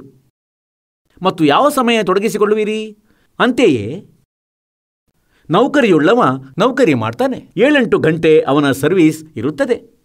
ಅದರ ನಂತರದ ಸಮಯ ತಮ್ಮ ಬಳಿ ಬಹಳವಿದೆ. 16 ಗಂಟೆಗಳಿವೆ. 6 ಗಂಟೆ ಮಲಗಿಕೊಳ್ಳಿ, 10 ಗಂಟೆಗಳು ಮತ್ತು ಇವೆ. 2 ಗಂಟೆ ಸ್ನಾನ ಬಟ್ಟೆ ತೊಳೆಯಲು, ಫ್ರೆಶ್ ಆಗಲು ತೊಡಗಿಸಿ, ಫ್ರೆಶ್ ಇತ್ಯಾದಿ ಆಗುವುದರಲ್ಲಿ. ಇನ್ನೂ ತಮ್ಮ ಬಳಿ 8 ಗಂಟೆಗಳು ಉಳಿದವು. ಈ 8 ಗಂಟೆಗಳಲ್ಲಿ ತಲೆಹರಟೆ ಮಾಡಬಾರದು. ನೀವು ಫಿಲ್ಮ್ ಇತ್ಯಾದಿ ನೋಡಬಾರದು, ಕೇಳಬಾರದು. ಪರಮಾತ್ಮನ ಭಜನೆಯಲ್ಲಿ, ಸ್ಮರಣೆಯಲ್ಲಿ, ಸೇವೆಯಲ್ಲಿ, ನಾಮದಲ್ಲಿ, ದಾನದಲ್ಲಿ ಒಂದಲ್ಲ ಒಂದೆಡೆ ತಮ್ಮ ಮನಸ್ಸನ್ನು ಕೇಂದ್ರೀಕರಿಸಿಡಿ. ಆಗ ತಮ್ಮ ಮೋಕ್ಷ ಬಹಳಷ್ಟು ಸುಲಭದಿಂದ ಆಗುವುದು. 10 मांस गुरु को दीजिए, जीवन जन्म सफल कर लीजिए. ಹೀಗೆ ಪುಣ್ಯಾತ್ಮರೇ, ಯಾವಾಗ ನಮಗೆ ಈ ಪರಮಾತ್ಮನ ಮಹಿಮೆಯ ಜ್ಞಾನ ಆಗುವುದು, ನಂತರ ತಮಗೆ ಒಂದು ವಿಶೇಷ ಆಸಕ್ತಿ ಉಂಟಾಗುವುದು. ಮತ್ತು ಎಲ್ಲಿಯ ತನಕ ಆ ಆಸಕ್ತಿ ಉಂಟಾಗುವುದಿಲ್ಲ, ತಮ್ಮ ಭಕ್ತಿ ಸಫಲವಾಗದು. ಒಂದಂತೂ ತಮಗೆ ಇದು ಕಾನ್ಸೆಪ್ಟ್ ಕ್ಲಿಯರ್ ಆಗಬೇಕು. ಏನೆಂದರೆ, ದಾಸನೇನು ಜ್ಞಾನ ನೀಡುತ್ತಿದ್ದಾನೆ, ಇದು ಸತ್ಯಜ್ಞಾನವಾಗಿದೆ. ಯಾವ ಮಂತ್ರಗಳನ್ನು ತಮಗೆ ನೀಡಲಾಗುತ್ತಿದೆ ಇವು ಸತ್ಯ ಮಂತ್ರಗಳಾಗಿವೆ. ಇವುಗಳನ್ನು ಬಿಟ್ಟು ಬೇರೆ ನಾಮ ಪೃಥ್ವಿಯ ಮೇಲಿಲ್ಲ. ಒಂದೊಮ್ಮೆ ಇವುಗಳನ್ನು ಬಿಟ್ಟು ಯಾರಾದರೂ ಬೇರೆ ನಾಮ ನೀಡಿದರೆ, ಏಕೆಂದರೆ ನಾಮದಿಂದ ಮೋಕ್ಷವಾಗುವುದು. ದಾನ, ಧರ್ಮ, ಯಜ್ಞ, ಹವನ ಇವಂತೂ ಒಂದು ಸಹಯೋಗಿ ಕ್ರಿಯೆಗಳಾಗಿವೆ ಈ ಮೋಕ್ಷಕ್ಕಾಗಿ. ಈಗ ಹೇಗೆಂದರೆ, ಹೊಲದಲ್ಲಿ ರೈತ ಬೀಜವನ್ನು ಬಿತ್ತುತ್ತಾನೆ, ಆಗ ಬೀಜವಂತೂ ಒಂದು ಮೂಲವಸ್ತು ಆಗಿದೆ. ಮತ್ತದರಲ್ಲಿ ಗೊಬ್ಬರ ಮತ್ತು ನೀರಾವರಿ ಇವುಗಳಂತೂ ಸಹಯೋಗಿಗಳಾಗಿವೆ, ಅವು ಕೂಡ ಅವಶ್ಯಕವಾಗಿವೆ. ಮತ್ತು ಬೀಜವಿಲ್ಲದೇನೆ ಗೊಬ್ಬರ ಮತ್ತು ನೀರು ಪೂರೈಸುತ್ತಿದ್ದರೆ, ನೀರಾವರಿ ಮಾಡ್ತಿದ್ರೆ ಅಲ್ಲಿ ಗಿಡಗಂಟಿ ಸಸ್ಯಗಳು ಉತ್ಪನ್ನವಾಗುವು. ವ್ಯರ್ಥವಾದ ಹುಲ್ಲು ಕಳೆಗಳು ಬೆಳೆಯುತ್ತವೆ. ಮತ್ತು ಹಸನುಗೊಳಿಸಿ ಹೊಲವನ್ನು ಬೀಜ ಬಿತ್ತಿ ನಂತರ ಈ ಪ್ರೊಸೀಜರ್ನಂತೆ ಮಾಡಿದಾಗ ಆಗ ತಮಗೆ ಲಾಭ ಆಗುವುದು. ಅಂತೆಯೇ ಕೆಲವರನ್ನು ನೋಡಿದ್ದೇವೆ, ಅವರು ಕೇವಲ ಹವನ ಮಾತ್ರ ಮಾಡ್ತಾರೆ. ಅದರಿಂದ ಹೇಳ್ತಾರೆ, ಸಾಕು ನಾನಂತೂ ಹವನ ಯಜ್ಞ ಮಾಡಿಬಿಟ್ಟೆ, ಇದರಿಂದಲೇ ಮೋಕ್ಷವಾಗುವುದು. ಇಲ್ಲ, ಅವರಂತೂ ಅಲ್ಪಜ್ಞರಾಗಿದ್ದಾರೆ. ಅವರ ಜ್ಞಾನ ಸಂಪೂರ್ಣವಲ್ಲ. ಅಂತೆಯೇ ಯಾರೋ ರೋಗಿ ಇದ್ದಾನೆ, ಅವನಿಗೆ ಟ್ರೀಟ್ಮೆಂಟ್ ಕೊಡಲಾಗುವುದಿಲ್ಲ, ಅವನಿಗೆ ಇಂಜೆಕ್ಷನ್ ಮಾತ್ರೆಗಳು ಕೊಡಲಾಗುತ್ತಿಲ್ಲ, ಕೇವಲ ಗ್ಲೂಕೋಸ್ ಏರಿಸಿಬಿಟ್ಟರೆ. ಇಲ್ಲಿ ಈಗ ಗ್ಲೂಕೋಸ್ನ ತನ್ನದೇ ಆದ ಲಾಭವಿದೆ. ಎಲ್ಲಿಯವರೆಗೆ ರೋಗ ನಿವಾರಣೆಗೆ ಔಷಧಿ, ಇಂಜೆಕ್ಷನ್ ಬೇರೆಯೇ ಇರುತ್ತದೆ, ಅದು ಅತಿ ಅವಶ್ಯಕವೂ ಆಗಿದೆ. ಹೀಗೆ ನಾವು ಏನು ಸಾಧನೆಯನ್ನು ಮಾಡುತ್ತಿದ್ದೆವು ಅದನ್ನು ಆಂಶಿಕವಾಗಿ ಮಾಡುತ್ತಿದ್ದೆವು. ಮೊದಲು ಯಾರೋ ಹವನ ಮಾಡುತ್ತಿದ್ದ, ಯಾರೋ ಸ್ವ ಅಧ್ಯಾಯ ಮಾಡುತ್ತಿದ್ದ, ಯಾವುದನ್ನು ಜ್ಞಾನಯಜ್ಞ ಎನ್ನುತ್ತಾರೆ. ಮತ್ತು ಎಲ್ಲೋ ಧಾರ್ಮಿಕ ದಾಸೋಹ ನಡೆಯುವಲ್ಲಿ 10 ರೂಪಾಯಿ ದಾನ ನೀಡುತ್ತಿದ್ವಿ ಅಥವಾ ದಾಸೋಹವನ್ನು ಮಾಡಿಸ್ತಿದ್ವಿ. ಕೇವಲ ಇವುಗಳಿಂದ ಕೆಲಸ ನಡೆಯದು. ಆದರೆ ಹೇಳ್ತಾರೆ, ಗುರುಬಿನ್ ಮಾಲಾ ಫೇರ್ತೆ, ಗುರುಬಿನ್ ದೇತೆ ದಾನ್, ಗುರುಬಿನ್ ದೋನೋ ನಿಷ್ಫಲ ಹೈ, ಜೈ ಪೂಛೋ ವೇದ ಪುರಾಣ. ಪೂರ್ಣ ಸಂತ ಆಗಿರಬೇಕು, ನಿಜವಾದ ಶ್ರದ್ಧೆ ತಮ್ಮದಾಗಿರಬೇಕು. ಮತ್ತು ನಂತರ ಈ ಭಕ್ತಿಯನ್ನು ಮಾಡಿ. ಹೀಗೆ ಸತ್ಸಂಗದಿಂದ ತಮಗೆ ಇಷ್ಟು ಪ್ರೇರಣೆ ಉಂಟಾಗುವುದು ಜ್ಞಾನದಿಂದ. ಪರಮಾತ್ಮನನ್ನು ಪಡೆಯಲಿಕ್ಕಾಗಿ ರಾಜರುಗಳು ರಾಜ್ಯವನ್ನು ತ್ಯಜಿಸಿಬಿಟ್ಟರು. ಏಕೆಂದರೆ ಆತ್ಮಕ್ಕೆ ಯಾವಾಗ ಜ್ಞಾನವಾಗುತ್ತದೆ, ಇದಕ್ಕೆ ಬಹಳ ಆಸಕ್ತಿ, ಉತ್ಕಟವಾದ ಇಚ್ಛೆ ಉಂಟಾಗುತ್ತದೆ. ಮತ್ತು ಆಸಕ್ತಿಯಂತೂ ಉಂಟಾಗುವುದು ಈ ಜ್ಞಾನದಿಂದ. ಆದರೆ ಸಮಾಧಾನ ಸಿಗದ ಕಾರಣ ಅವರದು ದುರ್ಗತಿಯಾಗುತ್ತದೆ. ಮನೆಯನ್ನು ತ್ಯಜಿಸಿ ಹೋಗುತ್ತಾರೆ, ಭಕ್ತಿಯನ್ನು ಕೂಡ ಮಾಡುವವರಾಗಿರ್ತಾರೆ. ಆದರೆ ಅಂತ್ಯದಲ್ಲಿ ಅವರಿಗೆ ಮೋಕ್ಷ ಸಿಗದೆ ಅನ್ಯ ಸಿದ್ಧಿಗಳು ಲಭಿಸುತ್ತವೆ. ಬಹಳಷ್ಟು ಪ್ರಮಾಣಗಳಿವೆ. ಕಬೀರ ಪರಮೇಶ್ವರರು ಹೇಳ್ತಾರೆ, ಏನೆಂದರೆ ಯಾವಾಗ ತಮಗೆ ಪರಮಾತ್ಮನ ಆಸೆ ಉಂಟಾಗುವುದು, ತಮ್ಮದು ಇಂತಹ ಸ್ಥಿತಿಯಾಗುವುದು, ತಮಗೆ ನಗುವುದಕ್ಕೆ ಮನಸ್ಸು ಆಗದು, ಯಾರೊಡನೆಯೂ ಹೆಚ್ಚು ಮಾತಾಡುವ ಮನಸ್ಸು ಆಗದು. ತಾವು ಈ ರೀತಿ ಇರುವಿರಿ. ಹೇಗೆಂದರೆ ಈಗ ಹೇಳ್ತಾರಲ್ಲ, ಇವನು ಮಾತೇ ಆಡುವುದಿಲ್ಲ ಮತ್ತು ಸಮಯಕ್ಕೆ ಸರಿಯಾಗಿ ಆಹಾರ ಸೇವಿಸುವುದಿಲ್ಲ, ಸ್ನಾನದಲ್ಲಾಗಲಿ ಒಗೆದ ಬಟ್ಟೆಗಳಲ್ಲಾಗಲಿ ಇವನಿಗೆ ವಿಶೇಷವಾದ ಆಸಕ್ತಿ ಇಲ್ಲ. ಹೇಳ್ತಾರೆ, ಏನಾಗಿದೆ ಇವನಿಗೆ ಗೊತ್ತಿಲ್ಲ, ಮೌನವಾಗಿರುತ್ತಾನೆ, ಶಾಂತವಾಗಿರ್ತಾನೆ. ಈ ಮೌನವಾದ ಮುದ್ರೆ ಏನಿರ್ತದೆ? ಇದು ಪರಮಾತ್ಮನೆಡೆಗೆ ಇರುವ ಒಂದು ವಿಶೇಷ ಆಸೆಯ ಪ್ರತೀಕವಾಗಿರುತ್ತದೆ. ಪರಮೇಶ್ವರ ಕಬೀರರು ಹೇಳ್ತಾರೆ, ಕಬೀರ ಬೇದ್ ಬುಲಾಯಿಯ, ಕಬೀರ್ ಬೇದ್ ಬುಲಾಯಿಯ ಪಕಡ್ಕ ದೇಖಿ ಬಾ. ನಾಡಿ ಮುಟ್ಟಿ ನೋಡಿದ್ರು. ಬೇದನ ಬೇದನ ಜಾಣ ಹಿ ಮೇರ ಕರಕ ಕಲೇಜೆ ಮಾ. ವೈದ್ಯನಂತೂ ಹೇಳ್ತಾನೆ, ಇವನಿಗೆ ಯಾವ ರೋಗವೂ ಇಲ್ಲ.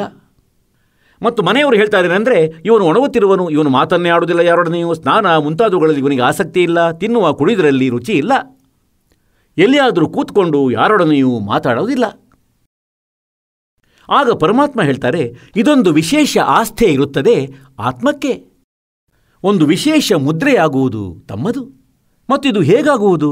ಈ ಜ್ಞಾನದಿಂದ ಮತ್ತು ಜೊತೆಯಲ್ಲಿ ಭಕ್ತಿ ತಮ್ಮದು ನಡೆಯುತ್ತಾ ಇದ್ದರೆ, ಎಲ್ಲಿಯವರೆಗೆ ತಮ್ಮ ಭಕ್ತಿ ಎಂಬ ಟ್ಯೂಬ್ನಲ್ಲಿ ಯಾವುದೇ ಪಂಕ್ಚರ್ ಆಗುವುದಿಲ್ಲವೋ ಅಲ್ಲಿವರೆಗೆ ಮತ್ತು ತಾವು ಸಂಪಾದನೆ ಕೂಡ ಮಾಡುತ್ತಿರುವಿರಿ.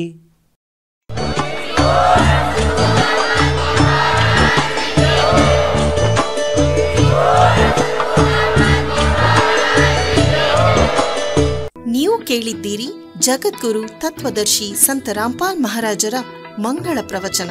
ಹೆಚ್ಚಿನ ಮಾಹಿತಿಗಾಗಿ ವಿಸಿಟ್ ಮಾಡಿ ನಮ್ಮ ವೆಬ್ಸೈಟ್ www.jagadguru-rampalji.org. ಸಂತ ರಾಮ್ಪಾಲ್ ಮಹಾರಾಜರ ಶುಭ ಆಶೀರ್ವಾದದಿಂದ ಇಡೀ ವಿಶ್ವದಲ್ಲಿ 500ಕ್ಕೂ ಹೆಚ್ಚು ನಾಮದೀಕ್ಷಾ ಕೇಂದ್ರಗಳಿವೆ. ಇದರಲ್ಲಿ ಸಂತ ರಾಮ್ಪಾಲ್ ಮಹಾರಾಜರಿಂದ ನಿಶುಲ್ಕವಾಗಿ ಆನ್ಲೈನ್ ನಾಮದೀಕ್ಷೆ ಕೊಡಲಾಗುತ್ತಿದೆ. ತಮ್ಮ ಹತ್ತಿರದ ನಾಮದೀಕ್ಷಾ ಕೇಂದ್ರದ ಮಾಹಿತಿಗಾಗಿ ಸಂಪರ್ಕಿಸಿ 888 444 7302.